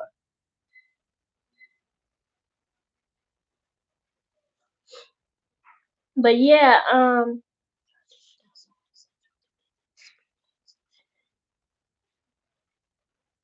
mm, 22. See, that's what I'm saying. 22, making $51,000 without a degree. Baby, go sit down somewhere. That's what I'm talking about. That's what I'm talking about. 22 making 50. Baby, when I was 22, I was probably making 12, $13,000 a year. That is awesome. I am so proud of you. Now, when you get in progressive, you learn as much as you can. Don't take your age out of it. Because my daughter is the youngest person. She was the youngest person on a lot of her jobs as an adjuster. And right now, she's a commercial BI adjuster. She's 29. She just turned 29. And with her total compensation package, she's at $100,000 with a degree. She's still in student loan debt. So with you being 22, you go in there, you learn that auto front and back. Then you shoot for BI or something like that. Shoot for SIU. Get that experience. If you see a position open, apply. You may not get it because even though you're hired with them, you still got to interview for those positions. You may get it, you may not. Don't let that deter you. Don't let that deter you. You apply again. Find something else. And know what they're gonna say? Oh, okay. Okay. They're gonna see you as an asset. And then you get that experience, stay 2 years. And then if they don't give you what you asked for, you pivot to another company. That's awesome. Healthcare, health insurance, like you about to get the whole dealio. You'll see. So yeah, I don't understand where the because people be talking about being a cat adjuster. Like it's cool. I ain't gonna lie, it's cool. Is it cool making 10, 12, $15,000 a month? It is. But I'm done and I'm done. I ain't getting no more money. I ain't getting like I I work 63 hours like I work my butt off. Like, you know, it's cool, but it's a lifestyle. But there's absolutely nothing wrong with being a staff adjuster. Nothing. You work your 8 hours and you done. With your 2 days off, with your holidays off. There's nothing wrong with that. Mm-hmm. Okay, good deal. It was a door opener. Where did you go after that? And I see people really buying into that. Because if you get deployed and you not handling your weight, who you think gonna be the first one going home? You probably get that one little $5,000 check, but who you think gonna be the first going home if you don't know what you're doing? When I went into property claims, all I had was auto. But baby, you couldn't beat me reading and applying a policy. You wasn't gonna beat me with that. I had at least that. I knew what a diary was. Most people that's trying to get into this don't even know what a diary is. And you gonna hear diary across the board. I've never worked for a company, carrier, or anybody that didn't require you to have to set a diary. I want to tell you something. What's that? I want Sweet? something good. Like what? Oysters, something like seafood. Oysters or seafood? Yeah, something salty, Who would deliver? like Lanyap or something. Or Popeyes. So Popeyes is chicken. Then yep, I could get you some oysters. Yeah, can you order some DoorDash? Yeah, I'll DoorDash you some oysters. About 12? Yeah, you gonna eat all 12? We're not getting chicken, we're getting oysters. Yeah, I'll get you some. Grilled oysters. I want some lemon and some, that bread? Mm-hmm. Yeah. All right. You'll order some after you done with your life? Yeah, I'm gonna order you some, baby. Bye.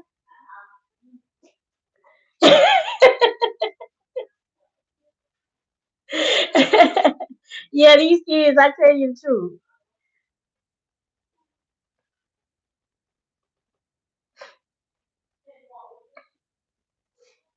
Oh, auto for alacrity. Mm-hmm. I have a mentee that's with alacrity, and every time it tickles me because she's doing property. I need to call and check on her too, or text and check on her. She's doing property. She said, but the company the carrier that she's assigned to, that I had never heard of, they screenshot the screen like every couple minutes just to make sure it's active. And uh, she'll be like, I'm in Target. I was like, I thought they screenshotted your screen. She said, yeah, the screen, just to make sure it's active, not my face. I was like, man, they coming up. I had never heard that before.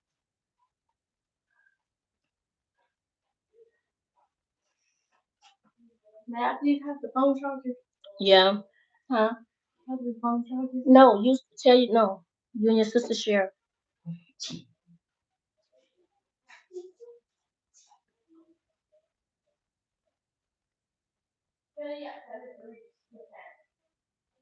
Oh yeah, they do have fried shrimp at Popeyes. Yeah, we did have seafood this weekend. So, but my kids love seafood. They love oysters, mussels, shrimp, crab, crawfish.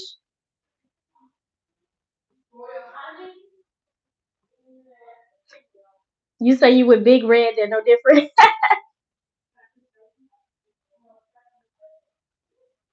Yeah, but yeah, don't no, yeah, yeah, we're not gonna talk negative about a staff position over here.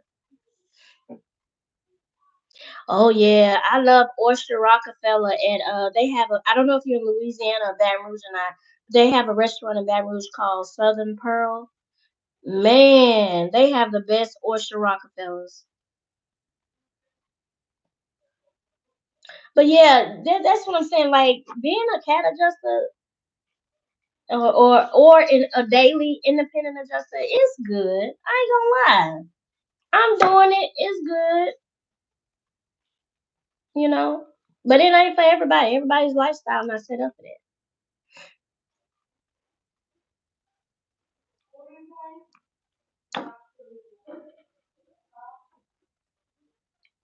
Yeah, Alacrity hire independent.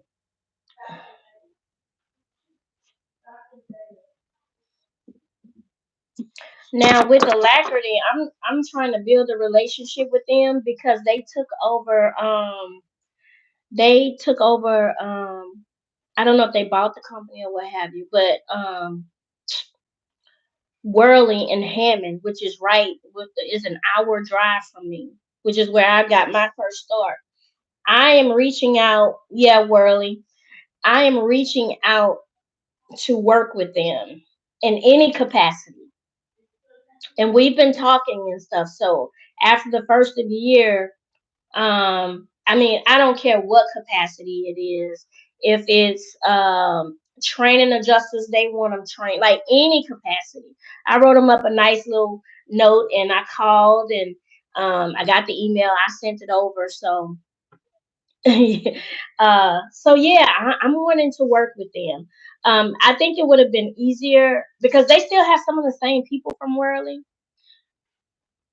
but I think it would have been easier if it was still Worley because Alacrity is big. Like, they're throughout the United States. So I don't know. We'll see.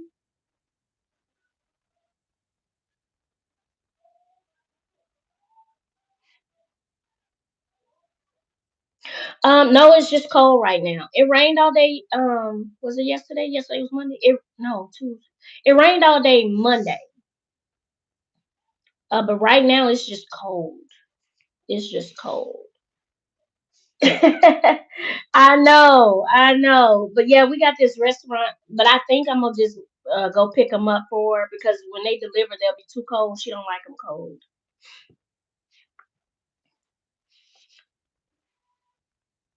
Our young, under seven, youngest is two, and I'm pregnant now. Oh, yeah, been there, done that. Been there, done that. My daughter next to the twins is 23. Yeah, is she 23? Yeah, she just left and went to El Paso with her husband. That's the nurse. That's who's helping me write my courses. When I tell you the girl is smart. Should you hop back onto insurance? It depends. It depends. Tracy, you want oysters? Yeah, it depends. But yeah, we was just talking about, I see a lot of people, just they don't have any positive, they don't, you know, they don't have positive things to say about staff. But then when you look at it, when I reflect, a lot of them are young. They are young. So yeah, that's that. Yeah. But yeah, there's both. It just depends on your lifestyle. If you have little kids and you can't just up and go on a deployment, then do staff. And the thing about like in my let's talk adjusting, we was talking about um I used to say I like property. When I first started talking about claims adjusting like online, I would say property was my favorite. But I'm here to tell you that that total loss that I just wrapped up for a year and 3 months, it was all right. It was okay. It was okay. So at this point it's either or. Now I feel like y'all coming in is new adjusters and stuff, and I'm just going from property to auto. Property. I'm gonna up my game. I mean, desk adjusting. I'm gonna up my game, baby. I'm going out in the field. Y'all ain't finna dust me. Applying to some of the companies, even your local companies, applying to some of them. I love to look. I did look when we first went in. Okay, I'm gonna tell y'all the total loss was with Progressive. When we first went in, they were like, you don't have to do live, you don't have to clear coverage, and you don't have to determine liability. It was like, it's a catch to it. It's a catch to it. Total loss is a lot of work. It's a lot of work. It's a lot of moving parts. But I loved it. If I cleared coverage, it was something like a change to the policy in less than 10 days from the accident or something like that. Or a new driver was added to the policy, 10 days after the accident. Those are the only coverages, something like minute like that. That's what I cleared. But other than that, it was working with the lien holders to get the payoffs, getting the paperwork, getting the title signed. And it was tricky initially because we were still in the middle of COVID, the offices wasn't open, and then you would just have to pray that they would sign the paperwork back because Louisiana was so stringent. And then we did total loss New Jersey during the floods, and it was those leases almost killed all of us because you handle a lease totally different than you handle a lien. But yeah, I would do total loss again. I would definitely do total loss again. I just don't want to do it 6 days a week. Yeah, definitely. If you got Texas all lines, I would definitely get some more states. I would get a state in the north, and then you know me, I'm all about that Gulf of Mexico.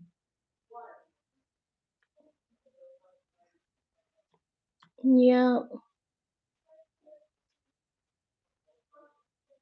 but yeah, I used to have a preference property, and that's probably because I worked property for about 5 years straight.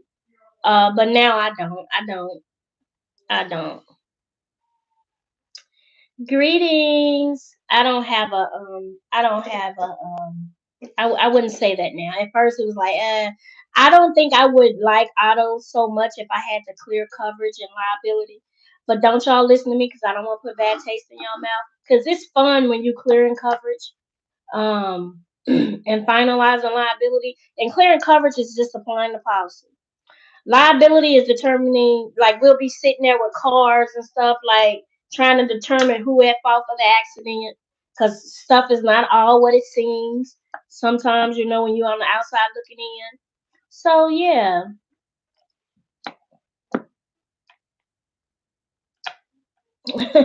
Yes, you can. Good search to get for beginners. It would be like Allstate, State Farm, Ecta, State Farm Property. Like, go to some if you get on these rosters and they offer you um certifications, take those certifications. They look great on your resume. Earlier we was talking about people helping people with resumes online. Don't lie. Like, you can use fancy words, change upgrade your vocabulary, and stuff like that. But don't lie, because I mean, as an independent adjuster, they don't care about that anyway. But yeah, whatever certifications, pilot offer certifications, either free or very minimal cost. Um, Crawford, Renfro, like those are the type of companies you go. Alacrity, Alacrity. They offer certifications as well, so you can go to those companies and get. And then if you get a certification, I had somebody, y'all. I just onboarded them into my mentoring program. They got certification at three different companies. Same, no, you don't do that. If you don't get nothing out of this live tonight, get this. If you get State Farm certification with Crawford, you take that one certification and you upload it to to Alacrity, Pilot, Crawford. GRS, like wherever you are. Renfro, you take that because that's your certification. That's your certificate. You download that certificate and you upload it to all your portals. Don't go taking the same thing everywhere. If you get Allstate from Poly, do the same. Yeah, don't go taking all those certifications with all those different companies. It's across the board. You can upload those certifications across the board. Should I get certs if I want to do the staff route? Well, if you want to do the staff route, you don't necessarily need certifications because they're going to train you on everything that you need. So if you do staff, like you want for staff, if you want to use staff to build your career, when you go into staff, you start seeing what they offer in-house, like training for like BI, litigation, SIU. They got so many writing the estimates, just different things like that. See what they hire, what they have in-house, because the certification that's mostly going to be for out in the in the independent world. If you go staff, then you look to see what they have in-house that you can train. And that's another thing. You get BI training here, you can take that BI training there.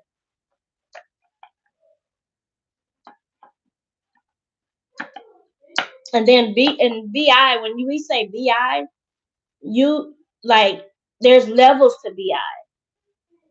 So they have like um entry level BI. You'll probably deal with people that's not even injured. They don't have a bruise or anything, right? Then the next level, you'll probably be offering anywhere from $500 to $2,500 without supervisor approval. Okay. Then you have your BI where they're probably that's the next level, like medium range BI, where they probably just go into therapy still, no signs of injury, no broken bones, no broken skin, so on and so forth. Then you go to the next level BI where you're dealing with people that has trauma, that has broken bones, broken skin, they actually bled, lost a finger, then there's levels to BI. So where you may get into BI, entry level BI making 60 to 65,000 in 2 years, you could be in the mid range BI, increasing your salary. And if you're not getting what you want where you are, then that's when you start, applying and putting yourself out there for other companies by what? Creating a profile on LinkedIn and following the insurance world. And that's another thing too. We talk about New York licenses, but let me tell y'all why New York licenses is a heavy hitter. It's because they have the most insurance companies in the country. I think they have almost 500 insurance companies. So for all of those insurance companies, I think it's 480 something. For all of those insurance companies in the state of New York, what do they need? Adjusters. So if you thought New York held or more weight because of anything else, that's the reason it holds weight. You're surely to get a job. You're surely to get deployed. You're surely to get hired as staff. That's why New York holds so much weight because they have the most. And this is information you can find on Google. They have the most and I'm like, what the hell are they doing with all these insurance companies? But that ain't for me to figure out. I'm trying to get the damn license. They have the most insurance companies in the country.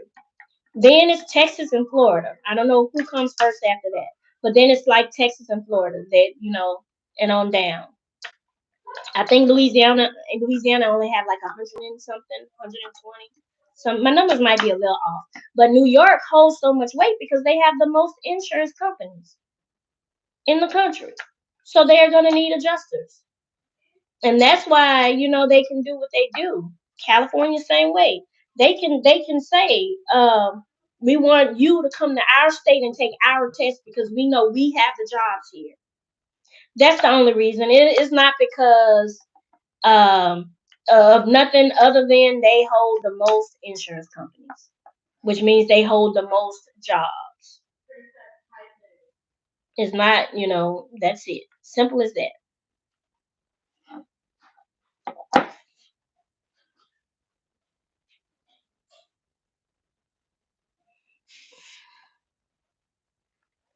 Go to my website and check out what I got on there, BeccaDeniseMentorship.com. Uh, Most of the companies offering work from home opportunities. Let me tell y'all something else. I got an email about. I don't know why work from home jarred that because we've been talking about working from home. Most of the companies have positions where you can work from home. They are creating, and I don't know how true it is, but I got this from somebody in that's that I that's in the industry. But they are starting to create or thinking about creating a system whereas you know how they go in and verify if your license is active or whatever, NIPR, CERCON, whatever state database. They are saying that they are looking into creating something whereas they'll know if you're already working for an insurance company. I'm like, man, they always hating. As long as I'm doing my job, doesn't matter how many jobs I got. But yeah, one of my good buddies sent me that. He was like, had you heard anything about that? Yeah, in other industries, but not in the insurance industry. But I'm not surprised. I'm not surprised because I did also hear that some people are double deployed. But I mean, if they getting the job done and you can't tell by the quality of their work, then leave the people alone. Leave the people alone. Yeah, they see us eating. That's exactly what it is. They see us eating. Yep. Right. Let us be great. Because if I thought I could do it, I ain't gonna lie, I would. If I thought I could do it, you know. But yeah, I hadn't heard it. I heard people talking about it like on TikTok and other industries, but she was saying that it's something that they, here is going around in the insurance industry too. But I just feel like if the quality of the work is there, why matter? Because you may not let me work in the insurance industry, and if I want to double dip, I just go and sell something for Dell or something. I don't know. Work sell something for Verizon or something like that. You know what I'm saying? So you mean to tell me y'all gonna get a system and gonna create a system for every employed person in the United States? I think not. So I mean, I just don't. I just feel like if somebody can do it, because some people don't have kids, they don't have responsibilities. Some people have goals where they like, I'm gonna work for 5 years and then that's it, you know, and they able to sit there and do that because a lot of times when you work in property, a lot of times and this is not across the board, but a lot of times when you're working property, you have the ability to work those claims how you want.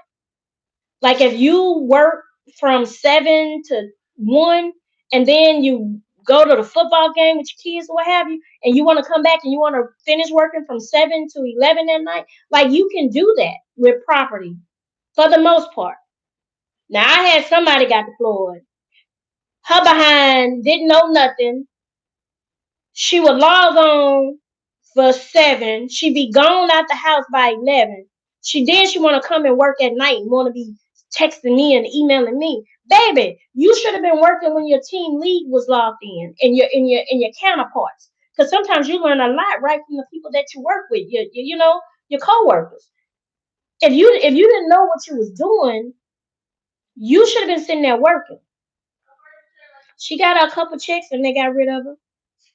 I don't believe in oversaturation. I do not think the industry is oversaturated, and I'm gonna tell you why. Not because not I can tell you why. My thinking on it.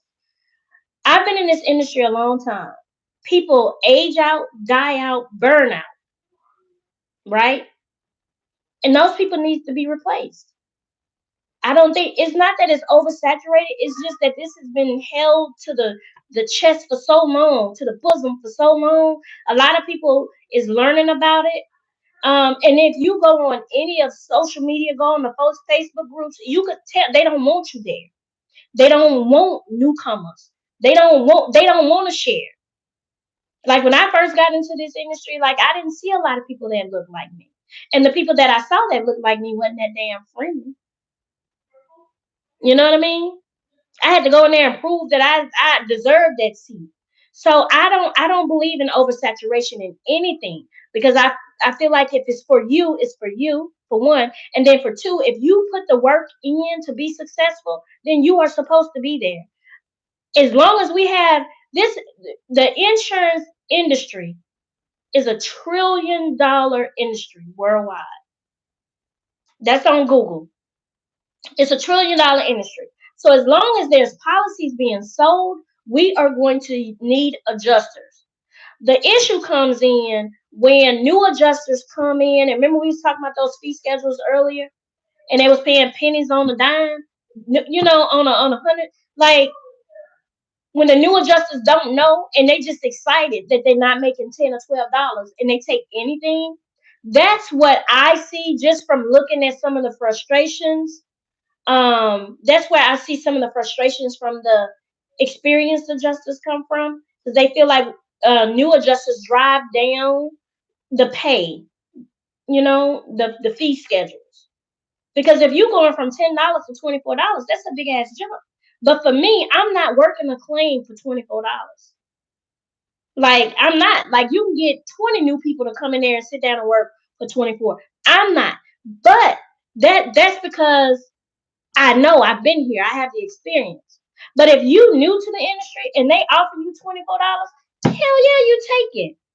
Especially if you don't know what you're doing. Especially if you don't know what you're doing. Take that $24, because they sending it out to experienced adjusters. We just not biting. So if you bite on that $24, go in there and learn what you need to learn. Build a relationship with the people, and then next hurricane season when they shoot you that 24, you shoot them back. You can't go up. Well, if it's cat, they not gonna discuss it. It is what it is. But you could just go over to the next firm. That's why you get on multiple.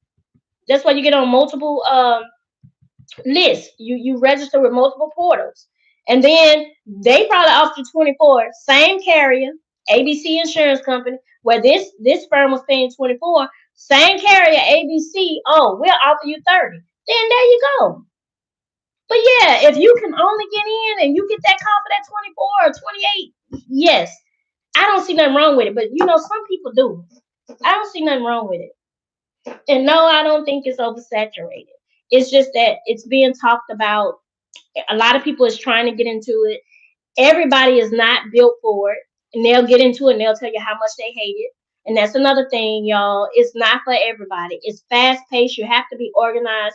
You have to manage your desk, especially as a cat adjuster. Nobody is going to sit next to you and work with you. They're not going to do it. Now, if you bring something to the table and your expertise is one thing, and then the person next to you, their expertise, and they could, y'all bouncing information off each other, you'll succeed. But if you sitting there and you got to question every step of the way, you might sit there that day, but the next day you show back up, they're gonna be on the other side of the room running from you.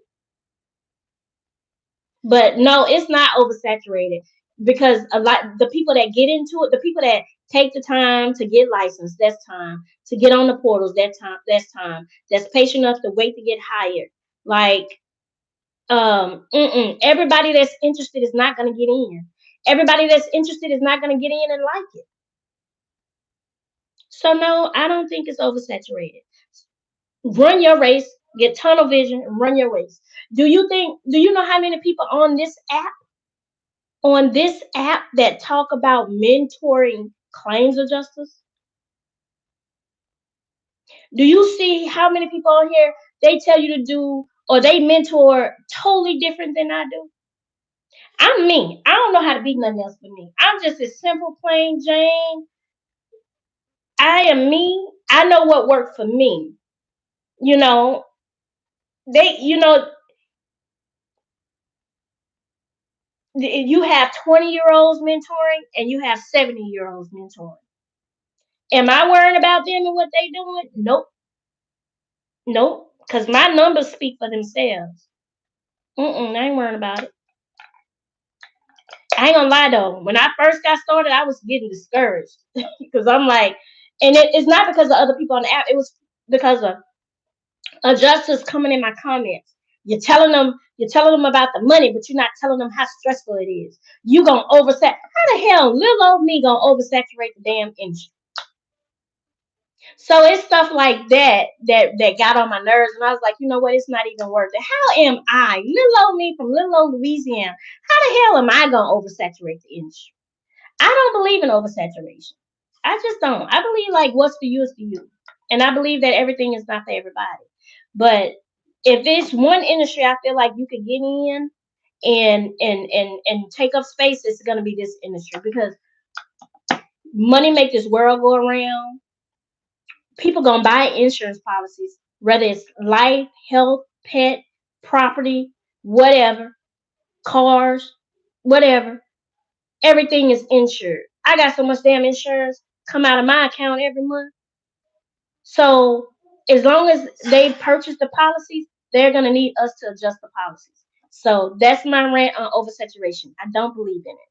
I believe if you want to get in here and take up space, you do just that. I'm not proficient with Xactimate. I know how to go in Xactimate and work it as far as reading scopes, reading the estimates, looking at the pictures, making sure. Like I know how to do that, and it took that one deployment. It took that one deployment with Worley assigned to Tower Hill. Like I said, when I went in, I thought I was going in for auto, but I ended up doing property. And I'm telling y'all, I was with Progressive. I was sitting there, and it was like, okay, so we're about to do. So we called you guys in for property. I was like, I'm going back to work tomorrow. I don't know this shit. But I sat there. I sat there the whole 12 hours. I gravitated to the people that gravitated to me, And we did that thing. We was on there till the end. I think we worked 7 months. 7 months. That was unheard of as a new adjuster. But I had already got my claims experience from Progressive. So they showed us how to log in the Xactimate. That's all I've never entered information into Xactimate. I do not have Xactimate certification, right? But I know how to get in. One of the first things you do when you go into Xactimate and you get ready to work a file is to verify that the house that you're working on matches the file. Taking a look at the pictures, you see a picture, you gotta slow down. And if you see a photo uploaded of the window blown out on the right hand side of the house, okay, you see that picture, but then when you go to the report, there's nothing in the report. And then when you go to the estimate where they're doing the scope and everything, there's nothing in there. You don't see it, right? So you learn how to catch an eye for things like that. You'll shoot the adjuster, the field adjuster message. Hey, I see this window blown out on the right side, front interior, whatever. I see the pictures, but I don't see it written on the scope. All they gonna say is thank you, because guess what? More damages mean they make more money. He gonna say thank you. I may have to run back out there, or thank you. Let me see if I got it in a report, and I just need to add it. So that's about as much as I've done in Xactimate. I am not gonna lie to y'all, that's it. And I use Xactimate in Symbility for that. Auto, I've used CCC, Mitchell, and it's another one. CCC and Mitchell. I go in, look at the estimate written. Sometimes the field adjusters will make this auto. They'll make mistakes on like the sales tax and stuff for the parish or something like that. You just go in and you update it, but they write all that stuff. They write it. They take the pictures. Um, in auto, in property too, but more say auto. Every time you get a claim, well, not every time. It depends on the company you're working with. They have a system that you go into. I'm not gonna say that system's name, but they have a system that you go into and you check. You run the VIN number. Okay, you run the accident, right? So you run the VIN number. I just had one of these. Let me give y'all a prime example. I ran the VIN number, and my vehicle had been involved in an accident last December.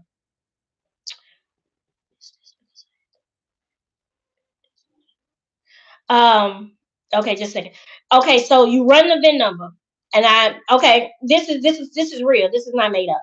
Okay, so I ran the VIN number on my accident. The accident happened back in March. I just touched the file in August. So It pulled up the vehicle history and all that. So I see where the damages were. Okay, so another company paid for the damages. They already got paid for the damages, right? Because it's my first party. It's collision coverage. So the other company paid for the damages that happened back in December. So then here come my first coverage. Like he got insurance with me. He filed a claim, hit and run. I see that on the last, the damages was on the back passenger side of the vehicle. Okay, so I reach out to him. We talk through. I get, he tell me everything. I said, okay, so I see that the vehicle received damages back in December. Such and such company paid you for those damages. Did you get the vehicle repaired? And were there any supplements? Yeah, yeah, yeah, yeah. I got the vehicle repaired. I got it repaired. What shop did you get it repaired at? And do you have pictures before and after of the repairs? Okay. So with that, no, he couldn't do that. No, my cousin fixed it. No, okay. Well, it reached out to the insurance company. Can you send me pictures of the estimate that you wrote back in the accident date of loss, which is the date that the accident occurred? Could you send me those pictures so I can take a look at them because I got a new claim for the same thing and I see that you guys already paid them by going into the system. Going to the system, I see every damn thing. You see everything. You see how many times somebody filed BI. You see how many times, just everything. So if you think don't nobody see and know what you're doing, they know. So they sent me the pictures. The pictures that he sent in for the virtual estimate, exact same damages. So you know what I did? Nothing. I typed up in my little email, tagged my little file number, and sent it over to SIU. Let them deal with it. Baby, I love it when I can get it transferred out of my name. It give me a closed feature, and I've done my job. I've done my job. So it's more than just like it's a lot. It ain't you ain't just sit. I don't know. I don't know. It's real work, and you really have to pay attention and catch things like that. Because at the end of the day, it affects the bottom line on how we get paid. So yeah, send them over to SIU, and SIU handle that. I had one where every year this damn car get keyed up. It gets scratched up every year. Vandalism every year. It get totaled. you know.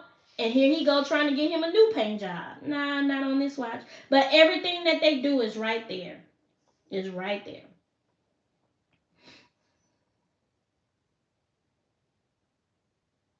Oh, it's okay. You got it. All that stuff, it sounds intimidating until you get into it. It sounds intimidating until you get into it. Once you get into it, it's nothing to it. I'm telling you, especially on cat. 1 week on cat, you're a professional. Cause you like in it to win it. 1 week on cat, you're a professional. But this is just stuff that you learn over time. Like I got so many different examples because I've been doing this for so long. Dealing with fatalities and I'm usually the one that handles the fatalities because of the way I can handle it. I'm like I may not look like I'm sweating, stressed out, or wanting to cry, but that's how I feel. But I know how to show empathy and be patient, and especially if it's a new loss and it's somebody that's lost a kid in an accident. Like it's a lot that go into it, y'all. It's a lot that go into it. Um, People drowning during hurricanes and people losing power and their loved ones hooked up to, they're on oxygen machines and stuff like that. They lose power. They didn't know they were going to lose power and they got to sit there and watch, their 80, 90-year-old mom take her last breath because they don't have a generator or anything like that. Like you hear, see, and come across a lot of things. It's not just paper pushing. You don't even touch paper, especially if you're working from home. It's a paperless environment, so it's a lot that goes into it. And like we can track you down. We could track your sister, brother, cousin down. We could see if y'all related in an accident because the system, depending on the carrier, because some of these carriers, baby, they got money and they spend their money. It'll hit, and it ain't like you could overlook it because if a hit come back and you the adjuster, that's your job to figure that out. That's your job. You can't, oh man, they got away with it, I'm gonna let them go. You can't do that because you'll find yourself sitting in court, you know. And I tell my daughter, I was like, my adjuster's license holds just as much weight as your nursing license. And that's another reason. Somebody asked me earlier about an LLC. I got called in for deposition for something that had happened, a file that I had touched a year prior. I got called in for a deposition. The firm that I was working with paid for my expenses. Like if I was an LLC, I don't know. I don't know if they would have did all that. So no, they paid for my flight, everything. I went in, and let me tell you something else. That's another segue into you notate everything. I don't care how minute you say it is. If when I got called into deposition, what saved me and allowed me to go home the next day was that you could read my notes, and my notes was fact for, like it was boom, boom, boom, boom, boom. Why did this happen? I could go back, just pull up my notes, print me out my notes, because when you're working in a file, everybody's in there putting notes. SIU, BI, everybody's in there. File on, everybody's in there putting notes.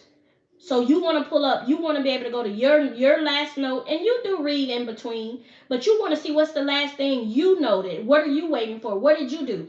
And because of my notes, I was able to roll off. I was able to do my deposition without missing a beat. Without missing a beat. And that was learned over time. Because it does happen. It does happen. Sometimes you have to go in a deposition. If they decide to file suit, if a public adjuster decides to file suit and you're the adjuster, that's why you're licensed. And you're the adjuster, cover your butt. If you call the customer and you put outbound call to such and such and such, no answer, left detailed voice message, request a call back. Set a diary to follow up or whatever, or just set your diary. It just depends on the company that you with, how you do that. Like if somebody say, well, you won't pay me what I want, I'm going to run this vehicle in the river. Spoke with NI, named insured, same stated that if they don't get the settlement they want, they running the vehicle in the river. I mean, like, you document everything. You CYA your butt, just like a nurse, just like anybody else. When dealing with attorneys, I'd rather deal with attorneys and their assistants than dealing with the insureds. Public adjusters, not so much, because some of them come off kind of cocky, and they want to come off like they attack you as an adjuster as if you're not gonna try to pay the claim. And if I work for a company, and I have worked for a smaller company where my job was not to pay the claim, and I didn't like that. We would look for ways not to pay the claim. If you're working with these big companies, they want you to pay what they owe. That's your job. Pay what we owe. No more, no less. We're gonna make you whole. But these little non-standard companies, they just do what the hell they want. And the thing about it is, it's written in the policy. So if you got somebody that has DUIs and they say I can't get they have DUIs and they say I can't get insurance, then they'll go to these non-standard companies and they'll have like so many stipulations in order for them to get insurance to be legal to drive. Because like some states you have to have insurance, like Louisiana, like you have to have minimum Louisiana liability. So they have to get insurance somewhere. So they'll go to a non-standard company. That's cool. Congratulations. Cowboy Boom says he has an interview in the morning for workers' comp. That's cool. Most people get in workers' comp, don't get out. Have you only been a desk adjuster, or were you one? I went out in the field one time, and that was flood. And it wasn't your typical where I went out and wrote scope or anything on the damages. I went out, verified a flood line, and I issue payments through. I worked for a third party company that had a contract with FEMA. I did not work directly with FEMA. So what I did was, once I verified the flood line, took my pictures of proof, verified who was in the home, I either wrote a check, or I wrote a check and I referred to Red Cross, or I referred to FEMA. It's work to get in. It is work to get deployed. It's work, but it's work. It's work to get a job, whether it's staff or field. It is. Shit, it be work for me sometimes. Now I do have people I can call me like, "What y'all got? I'm ready to roll." But for the most part, until you get in and build those relationships with a firm, it is work. It's hard to get in.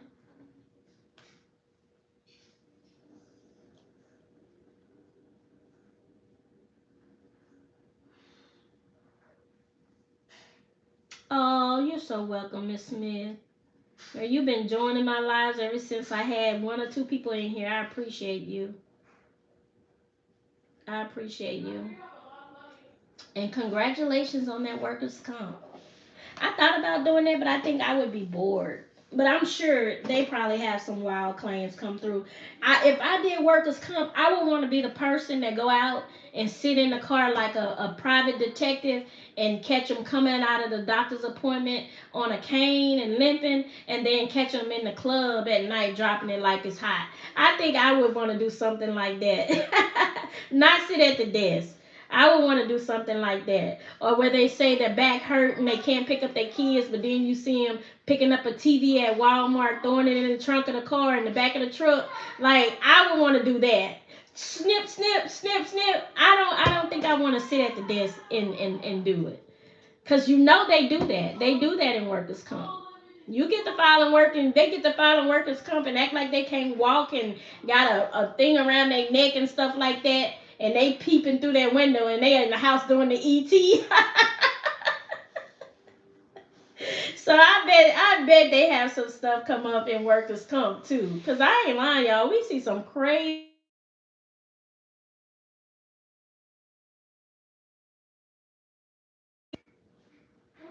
That's my kids calling me. But yeah, yeah, you see some crazy, crazy, crazy, crazy stuff. So if I did workers comp, yeah, it would have to be that. It would have to be that. It would have to be. It would have to be. That's pretty interesting right there. Yeah, E.T. That shows my age, huh? Yeah, they up in there. They come out the house with their neck all wrapped up. They can't move, you know. Yeah, they up in there getting down doing the ET, and I'm peeping through the window, snip, snip. Especially if don't tell me they pay commission. Oh, you save us if we anticipate you just saved the company $100,000. We're gonna give you a $10,000 bonus, baby. I get one of my daughters and we'll go scope it out. And I don't know if they pay like that, guys. I'm just saying. I don't know. I know people that work in workers comp, but I don't know nobody that do that and can tell us about the pay. I might see if I can find that out. But I'm sure, because if you do anything to save the company's money and stuff, you get bonuses and stuff like that. But if I was to do workers comp, that's what I want to do. Send me out on a mission. If I did staff, I wouldn't go back and just I would either do, I think I would want to do bodily injury or litigation, only because I'm comfortable with the attorneys. And y'all know that there's a difference between attorneys, and I just found this out on this. I just found this out. There's a difference between attorneys and lawyers. I did not know that. So a lawyer has a 4-year degree, right? Well, a lawyer graduated, right, from law school. They have more than a 4-year degree. They graduated. A lawyer graduated from law school. That's why someone be. But anyway, an attorney has passed the bar and can actually go to trial. You'll find that the attorneys are a lot more laid back and do what they say, and they dot their I's and cross their T's. Them damn lawyers, they be on yachts and stuff, calling you intoxicated, wanting to know the status of the claim because not they ready for a check. I just learned that. I did not know. I thought they were like one and the same, but no. An attorney actually passed the bar and practices law, and a lawyer, they practice law, but they can't go to court. They didn't pass the bar necessarily.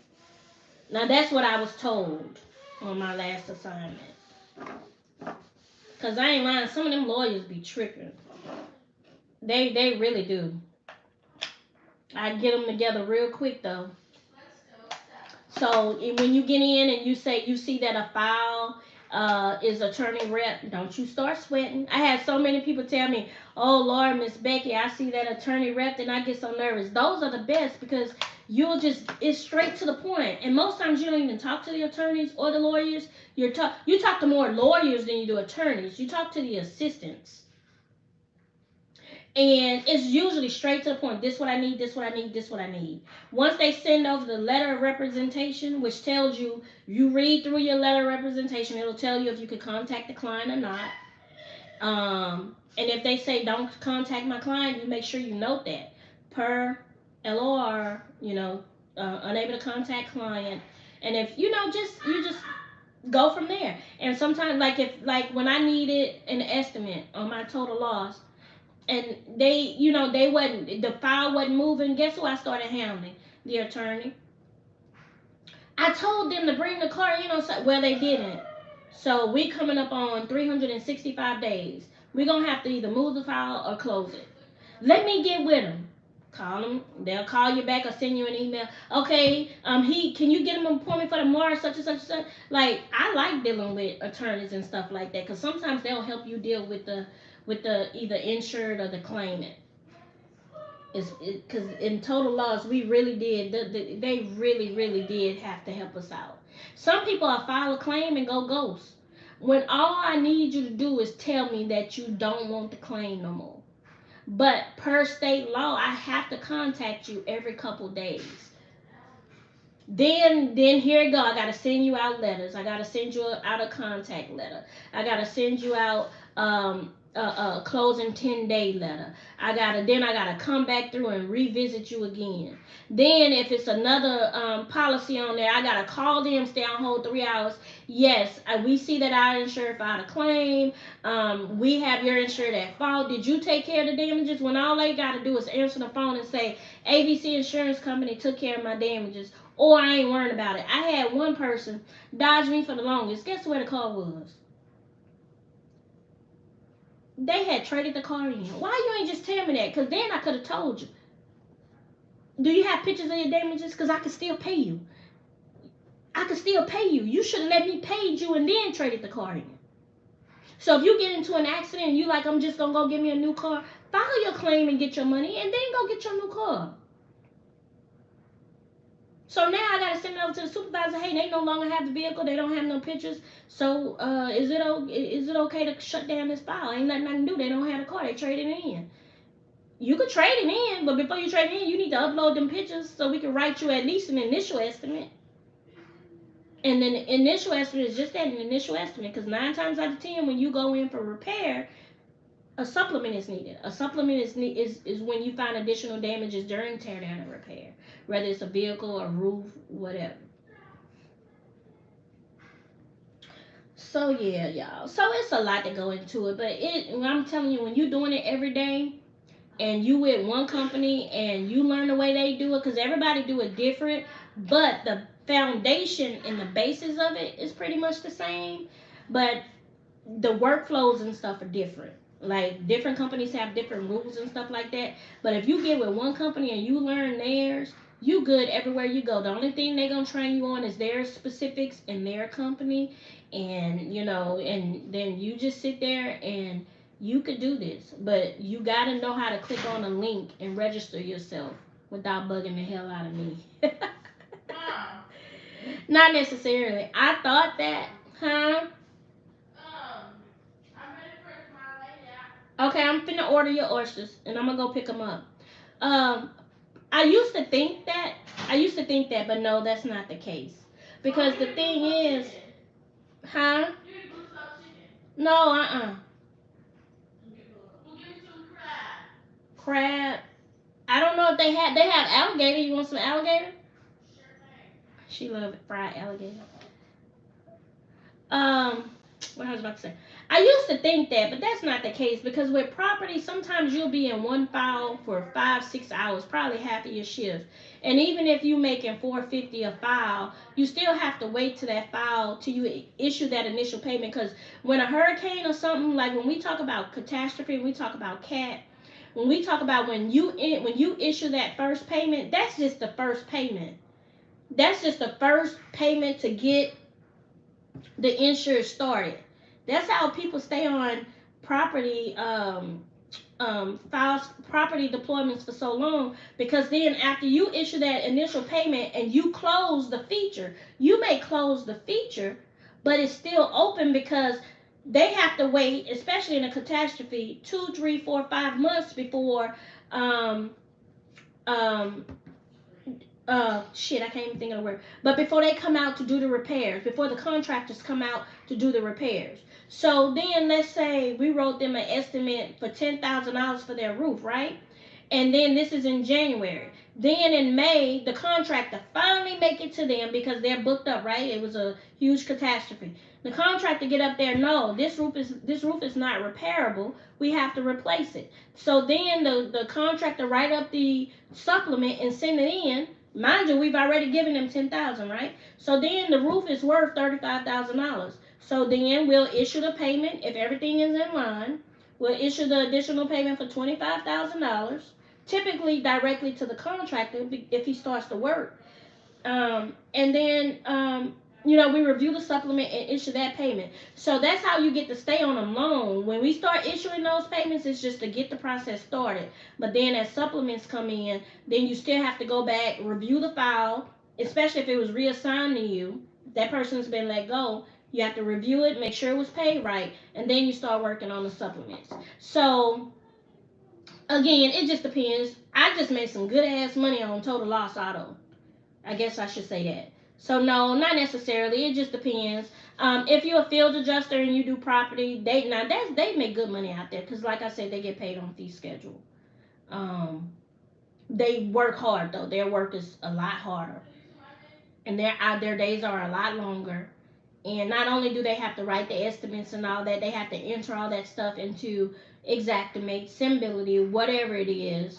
And then they have to decide the type of materials, which all that's built into Xactimate and all that. They have to write reports. And then once they do all that, that's when we get it at the desk. Just check behind them and issue the payments. So I'm not going to say that auto paid less. I mean, I just made some good money. I just made some good money. But, I mean, you know, nothing's across the board. All right, y'all. I gotta go get these kids some seafood. I appreciate y'all tonight. I was missing this week, and I just wanted y'all to know that I was doing my onboarding for my mentorship sessions. And by the time I'm done, I just be getting my little wine or champagne and just be taking it easy. But I do want to thank y'all so much for coming to my live, and I'll see y'all next time. Later.